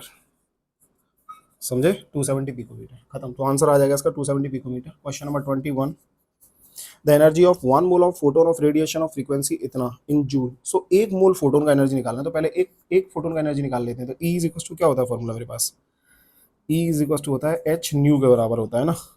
So E is equal to H की वैल्यू 6.6 इंटू 10 की पावर कितना ले सकता हूँ, -34 इंटू न्यू कितना दे रखा है बेटा जी, 2 इंटू 10 टू दी पावर 12 दे रखा है, राइट। सो इन दोनों को मैंने क्या किया, मल्टीप्लाई किया। ये कितना है, ये एक फोटोन के लिए है, तो 1 मोल फोटोन के लिए बेसिकली कितना होगा, तो इसको मल्टीप्लाई करना पड़ेगा किसके साथ, 0.3 इंटू 10 की पावर कितना 23 के साथ इसको मल्टीप्लाई करना पड़ेगा। समझे, अरे क्लियर है। सो इसको जस्ट मल्टीप्लाई कर लो, जो मल्टीप्लाई करके आएगा दैट इज योर आंसर। तो वैसे इसका आंसर जो है बेटा ये है आंसर सिमिलर टू 798 जूल। ठीक है। So question number 21 is done. Next we are going to discuss about question number 22. Question number 22 कह रहा है maximum number of electron that can be accommodate in a shell with n is equals to 4। मतलब n is equals to 4 में क्या क्या होगा बेटा, 4s होगा, है ना। अच्छा, नंबर ऑफ इलेक्ट्रॉन्स निकालने हैं, ठीक है। तो 4s, एक 4p, एक 4d और एक 4f। इसके अंदर कितने इलेक्ट्रॉन होते हैं, 2, इसके अंदर 6, इसके अंदर 10 और इसके अंदर 14। कितने हो गए, 24, 30, 32। तो आंसर होना चाहिए 32। Yes, B is the correct answer. Question number 23, 23 कह रहा है द वेव फंक्शन, ध्यान देना, द वेव फंक्शन, एक वेव फंक्शन दे रखा है of 2 is given bye 2s का। तो साई ऑफ 2s, ये लास्ट के जो मैंने लेक्चर्स लिए हैं बच्चा बाडी, उसके अंदर ऐसे क्वेश्चंस मैंने कराए हैं। तो जिन लोगों ने वो लेक्चर्स नहीं देखे हैं भाई साहब, उन लेक्चर्स को देखिए, तब जाके आपसे ये क्वेश्चन सॉल्व हो पाएंगे। सो ई की power minus R upon A naught. अब इसने बोला है कि at R is equal to कितना, R naught, radial node is form, radial node मिल रहा है। मतलब क्या होगा, जो साई स्क्वायर का जो वैल्यू था आर के साथ, उस जगह पे क्या कर रहा होगा, वो टच कर रहा होगा, है ना। सो यदि वो टच कर रहा होगा तो ये वाली वैल्यू को अपन लोग क्या मान सकते हैं, 0 मान सकते हैं। So 2 minus R upon A naught, जब ये 0 होगा बेसिकली, तो उस समय ये वाला वैल्यू कैसा हो जाएगा, मेरे पास 0 हो जाएगा। सो ये 0 के बराबर हो जाएगा। ठीक है। सो अब क्या कर सकते हैं, आर की जगह पे उसने बोला है कि ये किसके बराबर है, आर नॉट के बराबर है। तो आर यदि आर नॉट के बराबर है तो 2 माइनस आर नॉट अपॉन क्या हो जाएगा, A not is equal to कितना, 0। तो ये हो जाएगा 2 A naught minus R naught upon कितना, A not is equal to 0। ये 0 हो जाएगा फिर से, तो 2 A naught minus R naught is equal to 0। So 2 A not is equal to R naught. कोई है ऐसा ऑप्शन, यस बिल्कुल, ये आंसर आ जाएगा, डी आ जाएगा इसका आंसर। ठीक है। सो फिर से सुनो, ये वाला वैल्यू जो है ये बस बेसिकली मेरे पास 0 हो गया, तो ये पूरा टर्म क्या हो जाएगा मेरे पास 0। और यदि ये 0 हो जाएगा तो उस पॉइंट को क्या बोलते हैं अपन लोग, नोड। क्या बोलते हैं जल्दी बोलो, नोड। चलिए, so question number 23 done, let's go ahead. Total question तो बेटा कितने हो गए, 23 प्लस 13, 36 हो गए अब तक, है ना। चलो नेक्स्ट क्वेश्चन करते हैं 24। 24 कह रहा है कि which transition in the hydrogen spectrum would have the same wavelength as the Balmer type transition from n is equal to 4 टू n is equal to 2 of He plus spectrum. तो basically हम लोग ऐसा समझते हैं कि 1/λ is equal to R H into Z square. Z square बोले तो किसके लिए, He प्लस के लिए। तो 2 टू जा 4 इंटू 1 n1 का वैल्यू कितना है 4, मतलब 2 का स्क्वायर 4 और ये 4 का स्क्वायर 16। तो ये एलसीएम कितना आ जाएगा, 16 आ जाएगा। तो 4 4 जा 16, यहाँ पर 1 आ जाएगा तो 3/16 हो जाएगा बेसिकली, है ना। ये हो जाएगा 3/16 और ये 4 4 जा 16। सो ये basically lambda is equal to आ जाएगा 4/3 RH। बेसिकली ये लैम्डा हाइड्रोजन के अंदर किस चीज के लिए, ट्रांजिशन के लिए होता है। तो पहला जैसे ऑप्शन दे रखा है बेटा, बड़े ध्यान से सुनना, फर्स्ट ऑप्शन है। अब ऐसे में ना अपन लोगों को वैल्यू चेक करके देखना पड़ेगा ब्रो, है ना। जब तक वैल्यू चेक नहीं करोगे माहौल नहीं बनेगा। सो RH इंटू किसके लिए, हाइड्रोजन के लिए, तो 1 स्क्वायर रहेगा इंटू यहाँ पे 2 2 जा 4, यहाँ पे ये 1 ही रहेगा, सॉरी ये 1 ले लो और ये 4 ले लो। सो ये हो जाएगा 3/4, है ना। 3/4 ये आ गया ना, सेम ही है। तो किस्मत अच्छी है बेटा, हमें पूरा सॉल्व नहीं करना पड़ा। अरे समझे, तो इसमें फर्स्ट ऑप्शन है। तुम्हारी किस्मत खराब होगी तो तुम्हें ऐसे ही फर्दर और आगे वैल्यू चेक करनी पड़ेगी।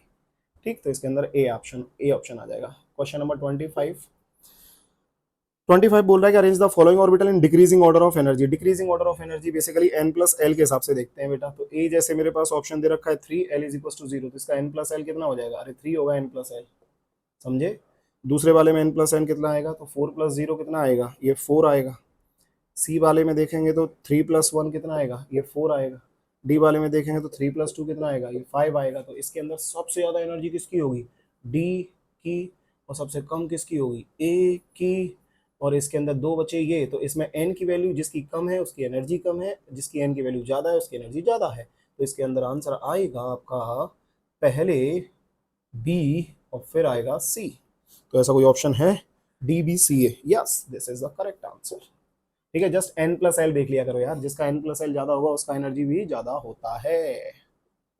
26 electrons in a cathode ray tube have been emitted by a velocity of 100 metre पर second. The number of following statement which are true।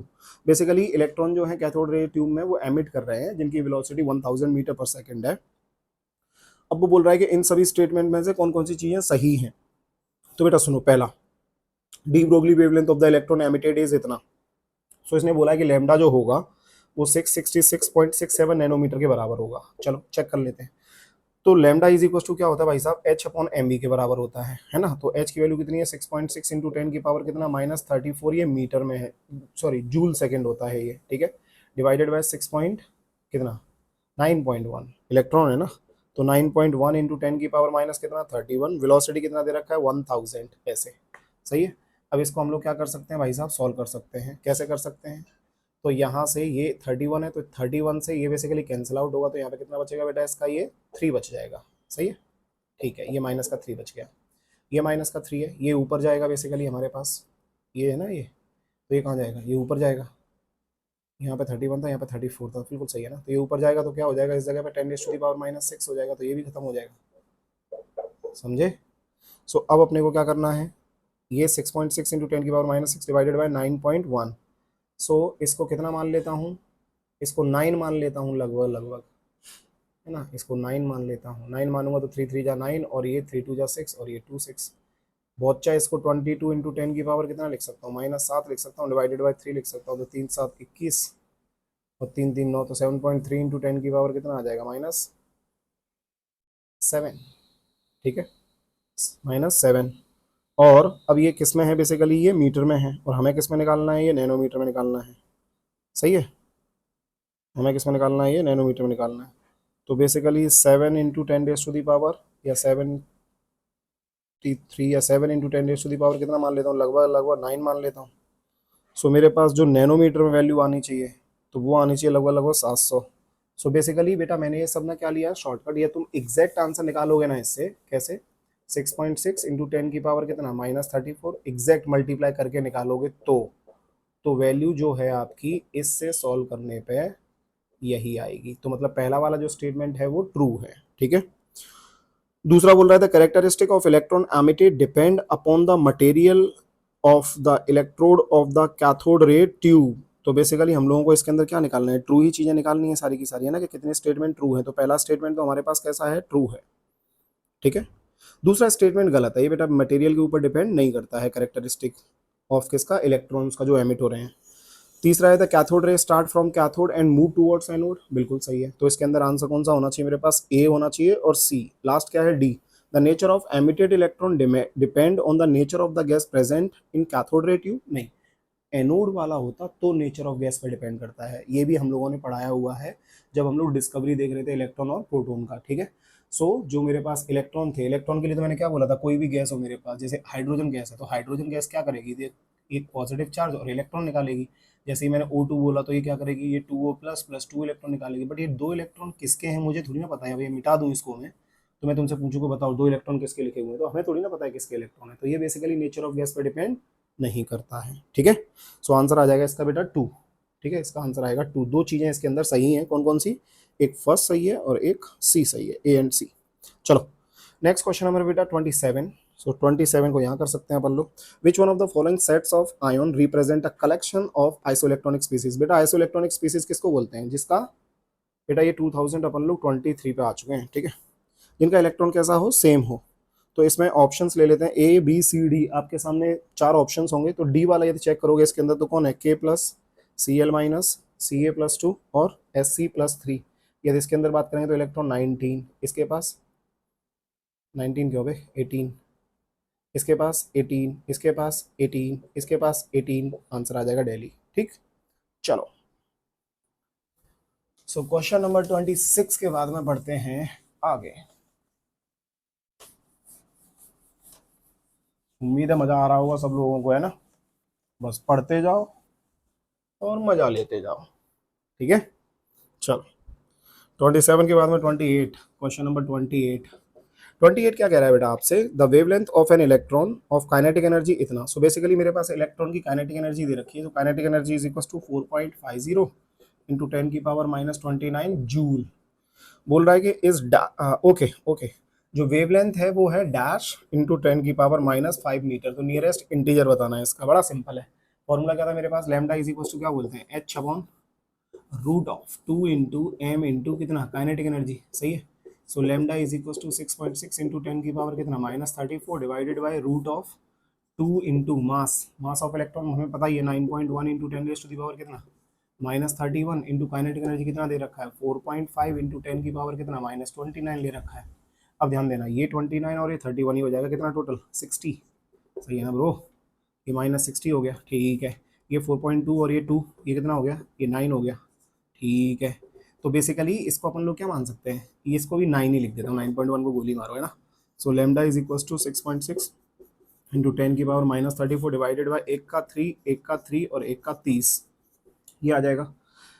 ये ऊपर गया तो प्लस हो गया, प्लस हो गया तो इस साइड में बचेगा माइनस का 4, ये आ गया माइनस का 4, इस साइड से कितना आ गया 2.2 आ गया। सो lambda is equal to 2.2 divided by 3 into 10 की पावर कितना माइनस 4। ये किस में आना चाहिए, बेसिकली ये मीटर में आना चाहिए, हमको किस में चाहिए, मीटर में ही चाहिए। तो मैं क्या कर सकता हूँ, ये पॉइंट नीचे आ गया तो मेरे पास 10 बचेगा, ये पॉइंट हटा दिया, ये ऊपर गया तो ऊपर जाएगा तो क्या हो जाएगा माइनस का हो जाएगा। तो 22 इंटू 10 की पावर कितना माइनस 5 डिवाइडेड बाई 3, 30 7 21, तो 7 into 10 raise to the power minus 5, तो इसका आंसर आएगा बेटा 7।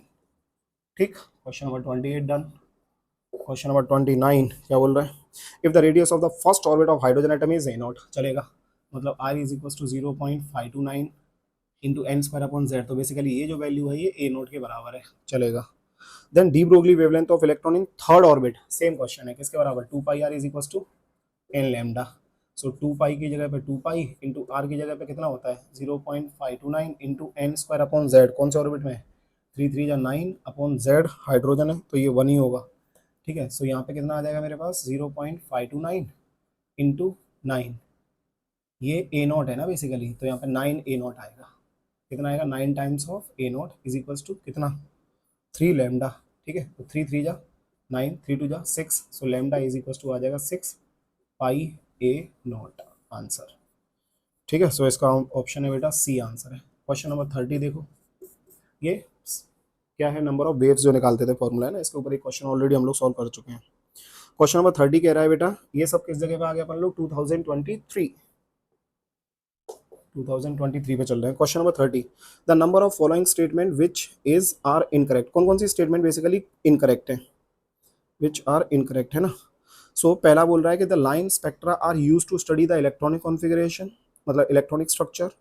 दूसरा बोल रहा है the emission spectra of atom in the gas phase show a continuous. तो बेसिकली बेटा इसके अंदर जो इनकरेक्ट स्टेटमेंट है, इसमें शायद ये ऑप्शंस में सॉल्यूशन में ए दे रखा है जहाँ से मैंने डाउनलोड किया है, बट इसके अंदर जो गलत है वो है बी, है ना, बी। कैसे बेटा, जब अपन लोग गैसियस फेज में बात करते हैं ना, the emission spectra of atom in the gas phase, तो गैस फेज में हमेशा लाइन स्पेक्ट्रम बनता है, लेकिन इसने कंटिन्यूअस बना दिया, कंटिन्यूअस मतलब विविक्योर जैसा, तो वो तो गलत हो जाएगा ना। लाइन स्पेक्ट्रम के अंदर तो बीच में गैप आते थे ना भाई, तो वहाँ पे क्या बनते थे हमारे पास डार्क स्पेस जिसको हम लोग बोलते हैं, तो इसका आंसर बी होना चाहिए, बट इसने ए किया है तो तुम लोग देख लेना इसका, है ना। सो बी आंसर है इसका, ठीक है। Next question number 31, question number 31 जो है हेनरीज मोस्टली एक्सपेरिमेंट, कुछ नहीं है बेटा, है ना, नौटंकी है, सिर्फ इतना याद रखो है हेनरी का क्या मोस्टलीज एक्सपेरिमेंट क्या था, root nu frequency is directly proportional to किससे जेड, या फिर is equal to a Z minus b, ऐसे, है ना, a and b are the constant. So basically इस साइड में क्या रहेगा न्यू और इस साइड में एटॉमिक नंबर, और ग्राफ कैसा बनेगा, ऐसा। समझ में आ रहा है? सो इसके अंदर आंसर आना चाहिए कौन सा, Bombay. Yes, B is the answer. ठीक, question number 31 done. Let's go ahead with question number 32।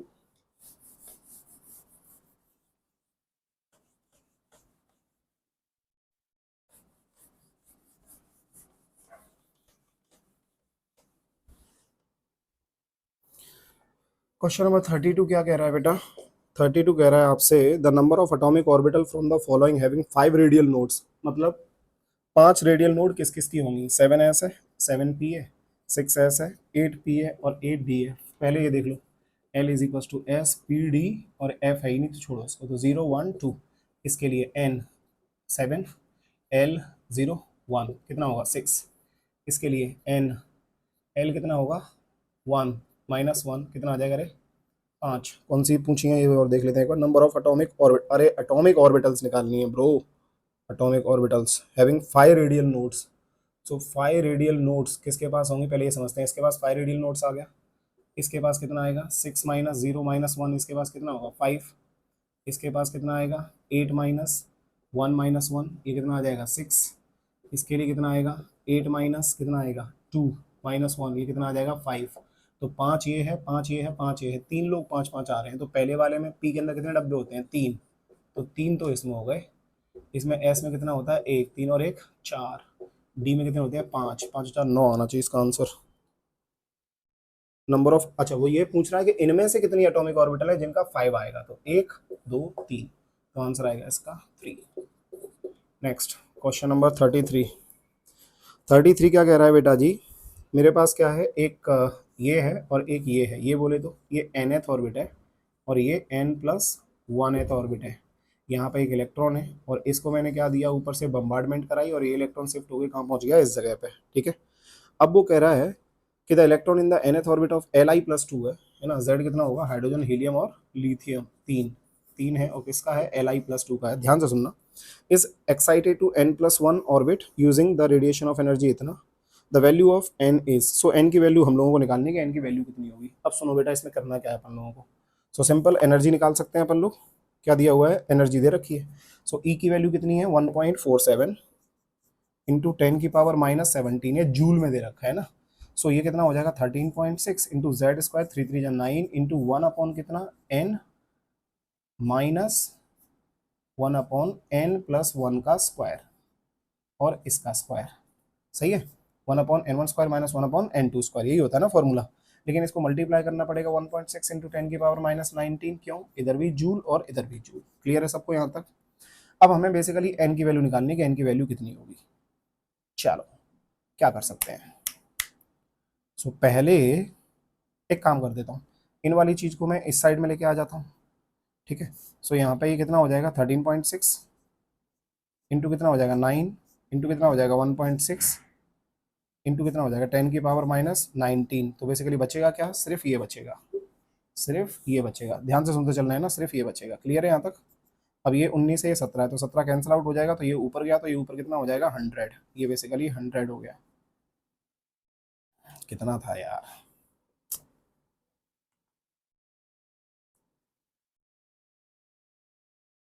One point four seven. कौन सा क्वेश्चन है भाई? Question number 33।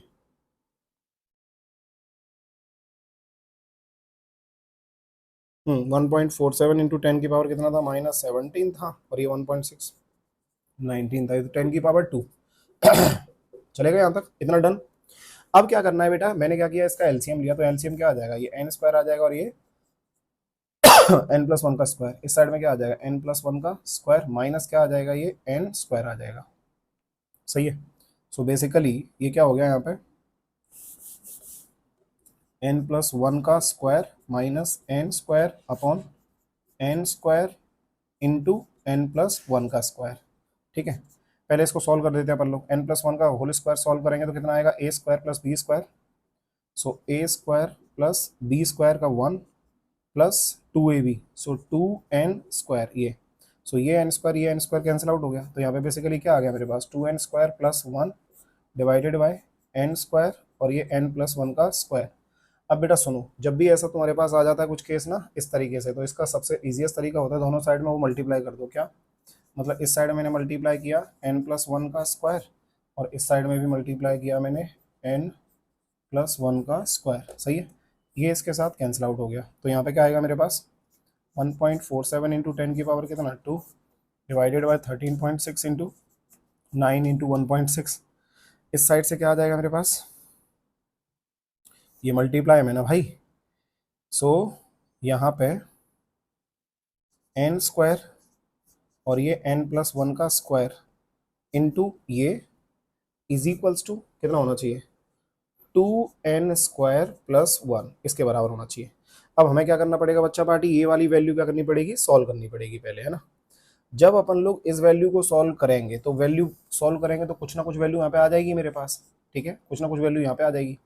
अब तुम्हें क्या करना है, n की वैल्यू स्मॉलेस्ट से स्टार्ट करनी है, मतलब n की वैल्यू एक बार 1 डालो, तो जैसे मान लो तुमने यहाँ पे 1 डाली, तो ये 1 का स्क्वायर 1 ही रह गया, यहाँ पे 1+1 2 हो गया, तो 1+1 2, 2 2 जा 4, तो अब यहाँ पे 4 इंटू 1, तो इस जगह पे इसका मल्टीप्लाई कितने से करोगे 4 इंटू ये, और यहाँ पे 1 का स्क्वायर कितना 1 इंटू 2 2, 2+1 3, तो ये वैल्यू जितनी भी है ये पूरी की पूरी 3 के बराबर होनी चाहिए। यदि ये बराबर होगी तो n की वैल्यू कितनी आ जाएगी 1। ऐसे ही 2 पुट करेंगे, ऐसे ही 3 पुट करेंगे, तो इस तरीके से हम लोग क्या कर सकते हैं, यहाँ से n की वैल्यू को कैलकुलेट कर सकते हैं। और जब आप इसको सॉल्व करोगे तो आपको पता लगेगा कि इसके अंदर जो आंसर आएगा वो n इज इक्वल्स टू 1 आएगा, ठीक है। सो आप इसको सॉल्व करिए, देखिए। बढ़ते हैं आगे, क्वेश्चन नंबर कौन सा बेटा 34।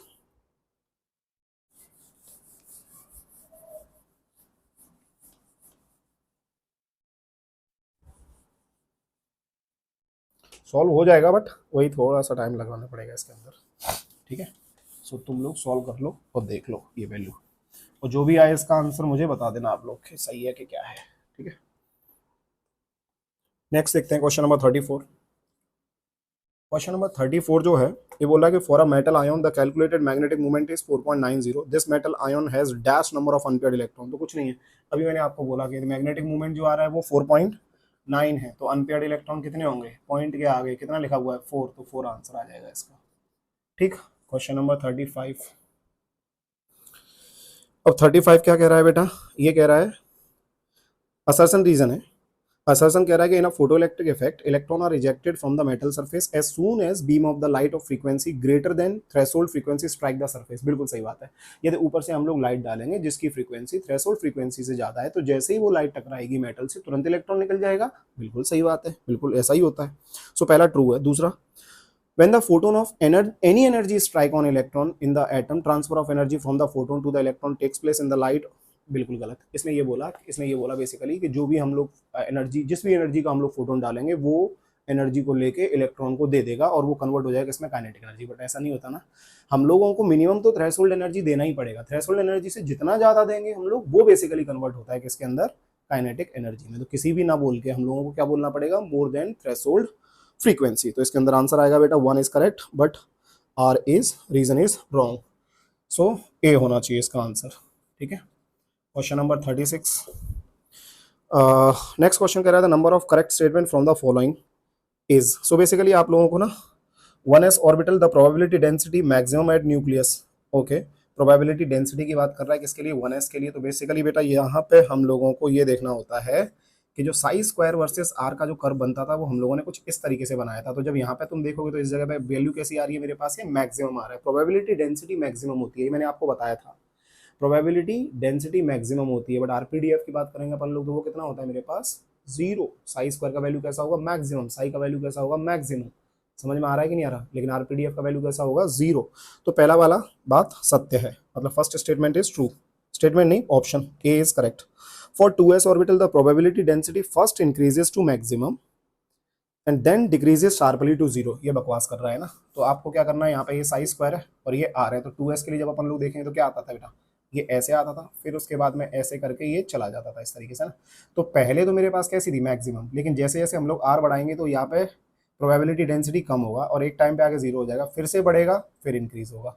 लेकिन इसने क्या बोला बेसिकली कि 2s ऑर्बिटल के लिए the probability density first increases, नहीं, पहले क्या होता है, डिक्रीज करेगी फिर इंक्रीज करेगी।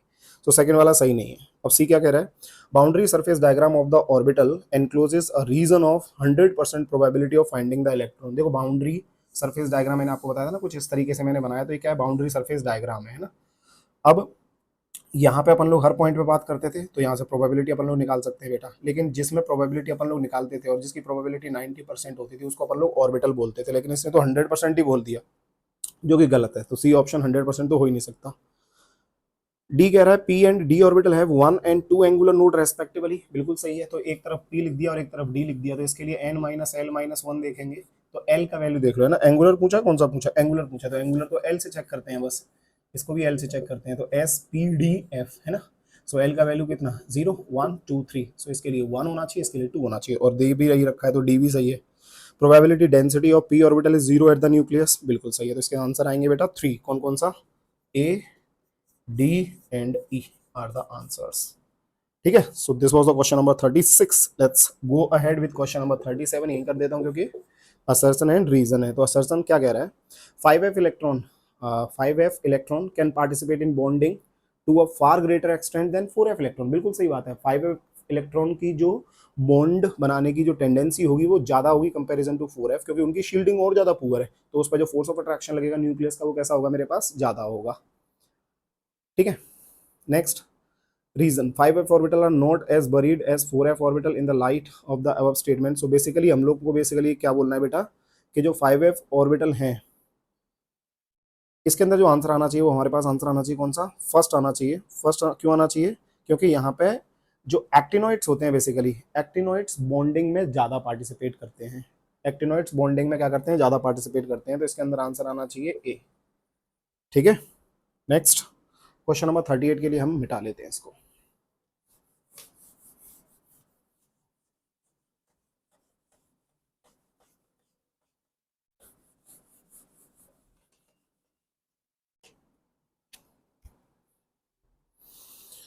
देखो बेटा क्वेश्चन नंबर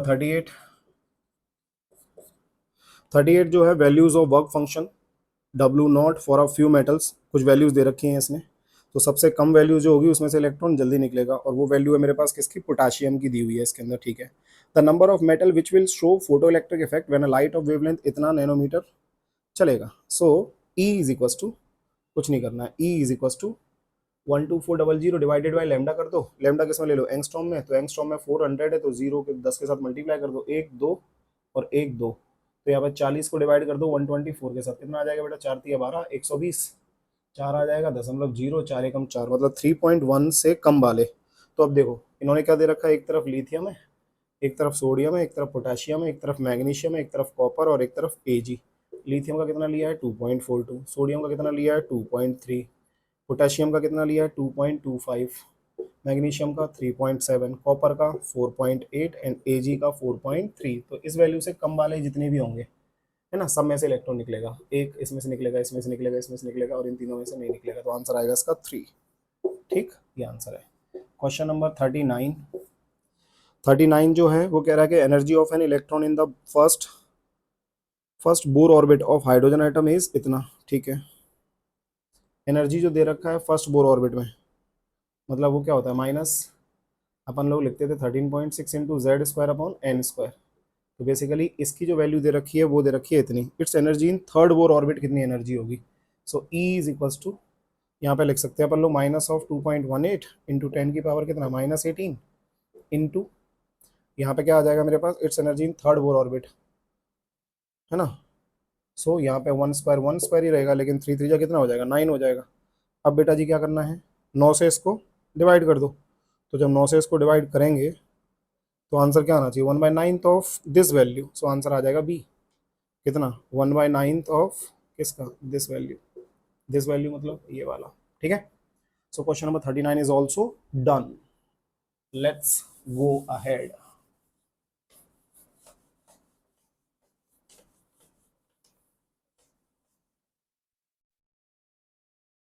थर्टी नाइन के बाद में बेटा क्वेश्चन नंबर 40 देख लो। 40 में the orbital angular momentum of an electron 3s orbital is XH upon 2 पाई। ठीक है, XH upon 2 pi, the value of x is, चलेगा, तो ऑर्बिटल एंगुलर मोमेंटम कितना होता है बेटा, h अपॉन 2 पाई, root of l l plus one. तो एस के लिए 3s बोल रहा है ना ये 3s, तो इसके लिए वैल्यू कितना होगा 0, तो ये 0 होगा तो सब 0 होगा बेसिकली, है ना। तो आंसर 0 ही आएगा, कुछ नहीं होगा, खत्म। क्वेश्चन नंबर 41 देखो, क्वेश्चन नंबर 41 क्या कह रहा है। सो 41 कह रहा है कि the total number of isoelectronic species from the given set. So isoelectronic species बेटा जिसके पास सेम नंबर ऑफ इलेक्ट्रॉन्स होते हैं, तो O minus two, F minus Al, Mg plus two, Na plus, O plus, Mg, Al plus three, और F इसके पास electron कितने हैं 10, इसके पास 10, इसके पास 13, इसके पास 12, इसके पास 10, इसके पास 7, और इसके पास 12, इसके पास 10, और इसके पास 9। तो 10 ये रहा, 10 ये रहा, 10 ये रहा, तो बेसिकली आंसर होगा 1 2 3 4। हाँ हाँ, इसने तो 5 बोला है। और कौन सा रह गया भाई। O माइनस टू ठीक है, F माइनस ठीक है, Mg प्लस टू। ओ ये होगा ना यार, ये 10 है ना इलेक्ट्रॉन, ठीक है। सो बेसिकली आंसर आएगा इसका 5, 5 आंसर आएगा इसका, ठीक है। क्वेश्चन नंबर 41 के बाद में क्वेश्चन नंबर 42 देखो। 42 कह रहा है consider the following pairs of electron n is equal to a pair है, बी पेयर है, सी पेयर है और डी पेयर है, नहीं तीन ही पेयर है। The pair of electron present in D generated orbitals, D generated में कौन कौन सा होगा। तो सबसे पहले ए वाला चेक करो, क्वेश्चन देखो जल्दी से फटाफट तुम लोग, मैं पूरा नहीं लिख रहा हूँ, है ना। सो ए में फर्स्ट वाला तो 3 आ जाएगा, यहाँ 3p हो जाएगा, ठीक है 1 है। ए में बी वाला कौन सा होगा, 3 आएगा, और ये डी आएगा, तो ये तो नहीं है। अब आ जाओ बी के पास, ये 3 आ जाएगा, और ये 3d हो जाएगा, और ये 3 आ जाएगा, ये भी 3d हो जाएगा, मतलब ये सही है। सी देखो, ये 4 है, 4d, ये 3d, तो 4d और 3d, तो बेटा जी ये गलत है, तो आंसर आएगा ओनली बी। सो बी आंसर आ जाएगा इसका। Question number 42 done. बढ़ते हैं आगे। बेटा ये इंक ना खत्म हो गई लिखते लिखते, सो अब अपन लोग ब्लू पेन का इस्तेमाल करते हैं। 8 क्वेश्चन और सॉल्व कर लेते हैं। सो 50 इसमें से हो जाएंगे, 13 क्वेश्चन वो, तो टोटल हो गए हमारे आज के 63। बाकी के अपन लोग अगली क्लास में देखेंगे। नेक्स्ट क्वेश्चन देखो 42 के बाद में नेक्स्ट क्वेश्चन है बेटा जी 43, क्वेश्चन नंबर 43। क्वेश्चन नंबर 43 कह रहा था energy of 1 mole of photon of radiation of wavelength 300 nanometer. चलेगा, energy of 1 mole of photon, अच्छा ठीक है। एनर्जी एक फोटोन की निकालूंगा तो कितना आएगा, 12400 डिवाइडेड बाय 3000 एंगस्ट्रॉम लिख दो, ये 0000, ये एक फोटोन की है। 1 मोल फोटोन के लिए 6.023, तो 6 ही लिख देता हूँ, है ना, 10⁻23 बेसिकली। तो एक जीरो यहाँ से कैंसिल आउट हो जाएगा, इसमें से एक और जीरो कैंसिल आउट हो जाएगा, तो 22 बचा। यहाँ से कितना आ जाएगा, 3 से ये चला जाएगा तो 2 बार बचा, 2 चौके 8, 2 एकम 2 दूनी 4, और 2 एकम 2, 248 इंटू 10⁻22। ये किस में आएगा, ये आना चाहिए ईवी में, लेकिन इसको एनर्जी निकालनी किस में, देख लेते हैं, एक मिनट रुको बेटा जी। इसको किलो जूल पर मोल में निकालनी है, तो बेसिकली ये जो वैल्यू आएगी इसी को मल्टीप्लाई कर देंगे इसके साथ 96 के साथ, ठीक है। तो इसमें ऑप्शन है, ए है बेटा 235, बी ऑप्शन है 325, अगला सी ऑप्शन है 399, 399, और अगला है बेटा 435, ठीक है। 1 मोल ऑफ फोटोन, बेटा ये बेसिकली जो एनर्जी है ऐसे नहीं है, ये 1 मोल ऑफ, बोल रहा है कि energy of 1 mole of photon, नहीं सही था यार, सही था। 1 mole of photon radiation of wavelength 300 nanometer, मतलब एक मोल जो फोटोन है उनके रेडिएशन जो आ रहे हैं मेरे पास, उनकी वेवलेंथ 300 नैनोमीटर है, तो बेसिकली 300 नैनोमीटर जो आ रहा है वो एक मोल के रेस्पेक्ट में आ रहा है। सो आपको ये करना है कितना, 12400 divided by lambda in angstrom, ये, और इस वैल्यू को फिर तुम्हें क्या करना पड़ेगा, 12400 divided by lambda, lambda in angstrom कितना हो जाएगा 3000, तो ये 0000, ये है ना, और 30 से इसको डिवाइड करो, है ना, तो 30 से इसको डिवाइड करोगे तो बेसिकली ये आ जाएगा 4.1 के करीब, तो 4.1 ईवी के करीब आ गया, राइट। अब हमें क्या करना है, हम लोगों को जूल में कन्वर्ट कर लें या फिर इसको किलो जूल पर मोल में कन्वर्ट कर लें अपन लोग इसको, सो कितना आ जाएगा बेटा किलो जूल पर मोल में कन्वर्ट करने के लिए इसको 96 से मल्टीप्लाई कर दो। सही कर रहे थे अपन लोग है ना, तो 9.96 से मल्टीप्लाई कर दो, तो यहाँ पे इसको मल्टीप्लाई करोगे तो 96 इंटू कितना 41 16 19 4 6 24 4 हासिल 2 4 9 36 और 2 38 6 13 3 9 393 3936 आ रहा है, पॉइंट लगा दो एक 393। सो लगभग लगभग बेटा इसका आंसर जो आएगा वो आएगा ये वाला। सर ये एग्जैक्ट क्यों नहीं आया, क्योंकि बेटा हमने ये 12400 अप्रोक्स वाला वैल्यू लिया है, तुम प्लैंक्स कांस्टेंट से सॉल्व करोगे तो एग्जैक्ट आ जाएगा, बट अपने के पास इतना टाइम नहीं होता ब्रो। ठीक है, तो थोड़ा जल्दी भी करना है सवाल। क्वेश्चन नंबर 44 कह रहा था pair in which are isoelectronic, कई बार कर चुके हैं ना बेटा, तो एल्यूमिनियम +3 है तो इसके पास इलेक्ट्रॉन कितने होंगे 10, तो साफ साफ दिख रहा है डी ऑप्शन होगा। O-2 के पास इलेक्ट्रॉन कितने आएंगे 10, और Mg+2 के पास भी इलेक्ट्रॉन कितने आएंगे 10। ठीक है, तो इनके पास 10 इलेक्ट्रॉन है, सो आंसर डी आ जाएगा। क्वेश्चन नंबर 44 के बाद में क्वेश्चन नंबर 45 क्या कह रहा है, longest wavelength of light that can be used for the ionization of lithium atom in its ground state is x into 10⁻⁻8 चलेगा। longest wavelength of light that can be used for the ionization of lithium, ठीक है। सो जिसका energy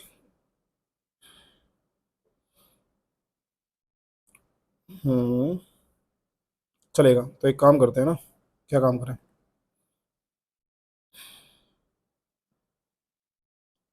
अब यहाँ पे जो lithium आ गया बेटा, तो लिथियम के लिए हम लोग ऐसा बोल सकते हैं, इसके ऊपर तो कोई चार्ज भी नहीं है, तो लिथियम के लिए बोर्स एटॉमिक मॉडल एप्लीकेबल नहीं है, क्योंकि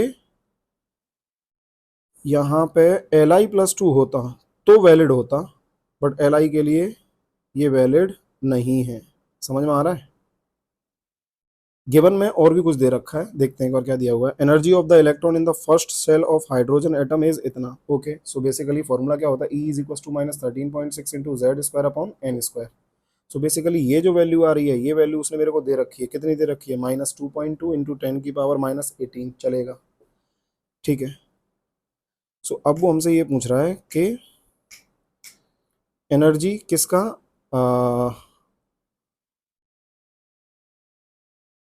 लिथियम Li+2 के लिए बेसिकली कितना होगा ग्राउंड स्टेट में, सो -13.6 इंटू Z² बोले तो hydrogen helium lithium 3 3 9 upon n², ground state है तो 1 ही ले लो, ये सही है। सो और ये वैल्यू दे रखी है x इंटू 10⁻⁻ कितना -8,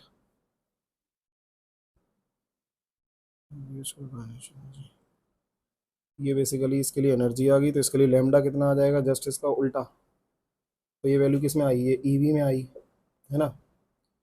सो अपन लोग लिख सकते हैं E = hc/λ, सही है। तो E की वैल्यू अपन लोग यहाँ पे पुट कर सकते हैं, क्या पुट करते हैं इसको, सो E की वैल्यू मैंने पुट की 2.2 इंटू 10 की पावर कितना -18 इंटू कितना 13.6 इज इक्वल्स टू क्या लिख सकते हैं 6.6 इंटू 10 की power -34 into 3 into 10⁸ divided by lambda.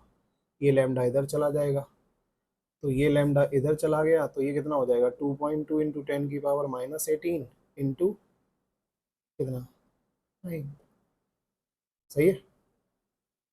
सो आप इसको क्या कर लीजिए, सॉल्व कर लीजिए, जो मेरे पास सॉल्व होके आएगा उसको x इंटू 10 की पावर -8 मतलब इसका वैल्यू आएगा कितना, बेसिकली 4 आएगा यहाँ से। ठीक है, तो ये वाला कैलकुलेशन आपको सॉल्व करना है, क्या आएगा।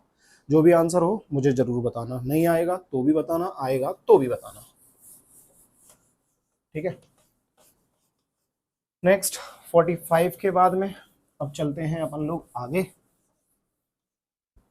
सो 46 क्या कह रहा है बेटा, क्वेश्चन नंबर 46, ये बेसिकली हम लोग आ गए बेटा 2022। The minimum energy that must be possessed by photon in order to produce the photoelectric effect with platinum metal is okay। कितना मिनिमम एनर्जी चाहिए जिससे कोई भी किसी भी फोटोन के द्वारा कितना मिनिमम एनर्जी चाहिए जिससे कोई भी इलेक्ट्रॉन निकले और फोटो इलेक्ट्रिक इफेक्ट हो, और सरफेस किसका है प्लैटिनम का। थ्रेशोल्ड फ्रीक्वेंसी उसकी दे रखी है, थ्रेशोल्ड फ्रीक्वेंसी मेटल की दे रखी है which is μ0 is equal to 1.3 into 10 की पावर कितना 15 सेकेंड इनवर्स, एच का वैल्यू दे रखा है। ठीक है, सो एक काम करते हैं, क्या निकाल लूँ, एनर्जी निकाल लेता हूँ। तो E इज इक्वल टू कितना होता है 5 प्लस काइनेटिक एनर्जी होता है ना। और ये सब भी निकालने की जरूरत नहीं है, मिनिमम एनर्जी देगी अपने को। तो ये किसके बराबर हो जाएगा, एच न्यू के बराबर हो जाएगा, एच न्यू नॉट। तो E is equal to h 6.6 into 10 की पावर कितना -34, ये जूल सेकंड होता है, इंटू न्यू नॉट 1.3 इंटू 10 की पावर कितना 15 होता है। समझ में आया। सो बस इसको सॉल्व कर लो। इसको सॉल्व करेंगे तो ये वैल्यू जो मेरे पास है ये कितना आ जाएगा, ये आ जाएगा 8.58 इंटू 10 की पावर 15 15 30 और ये 19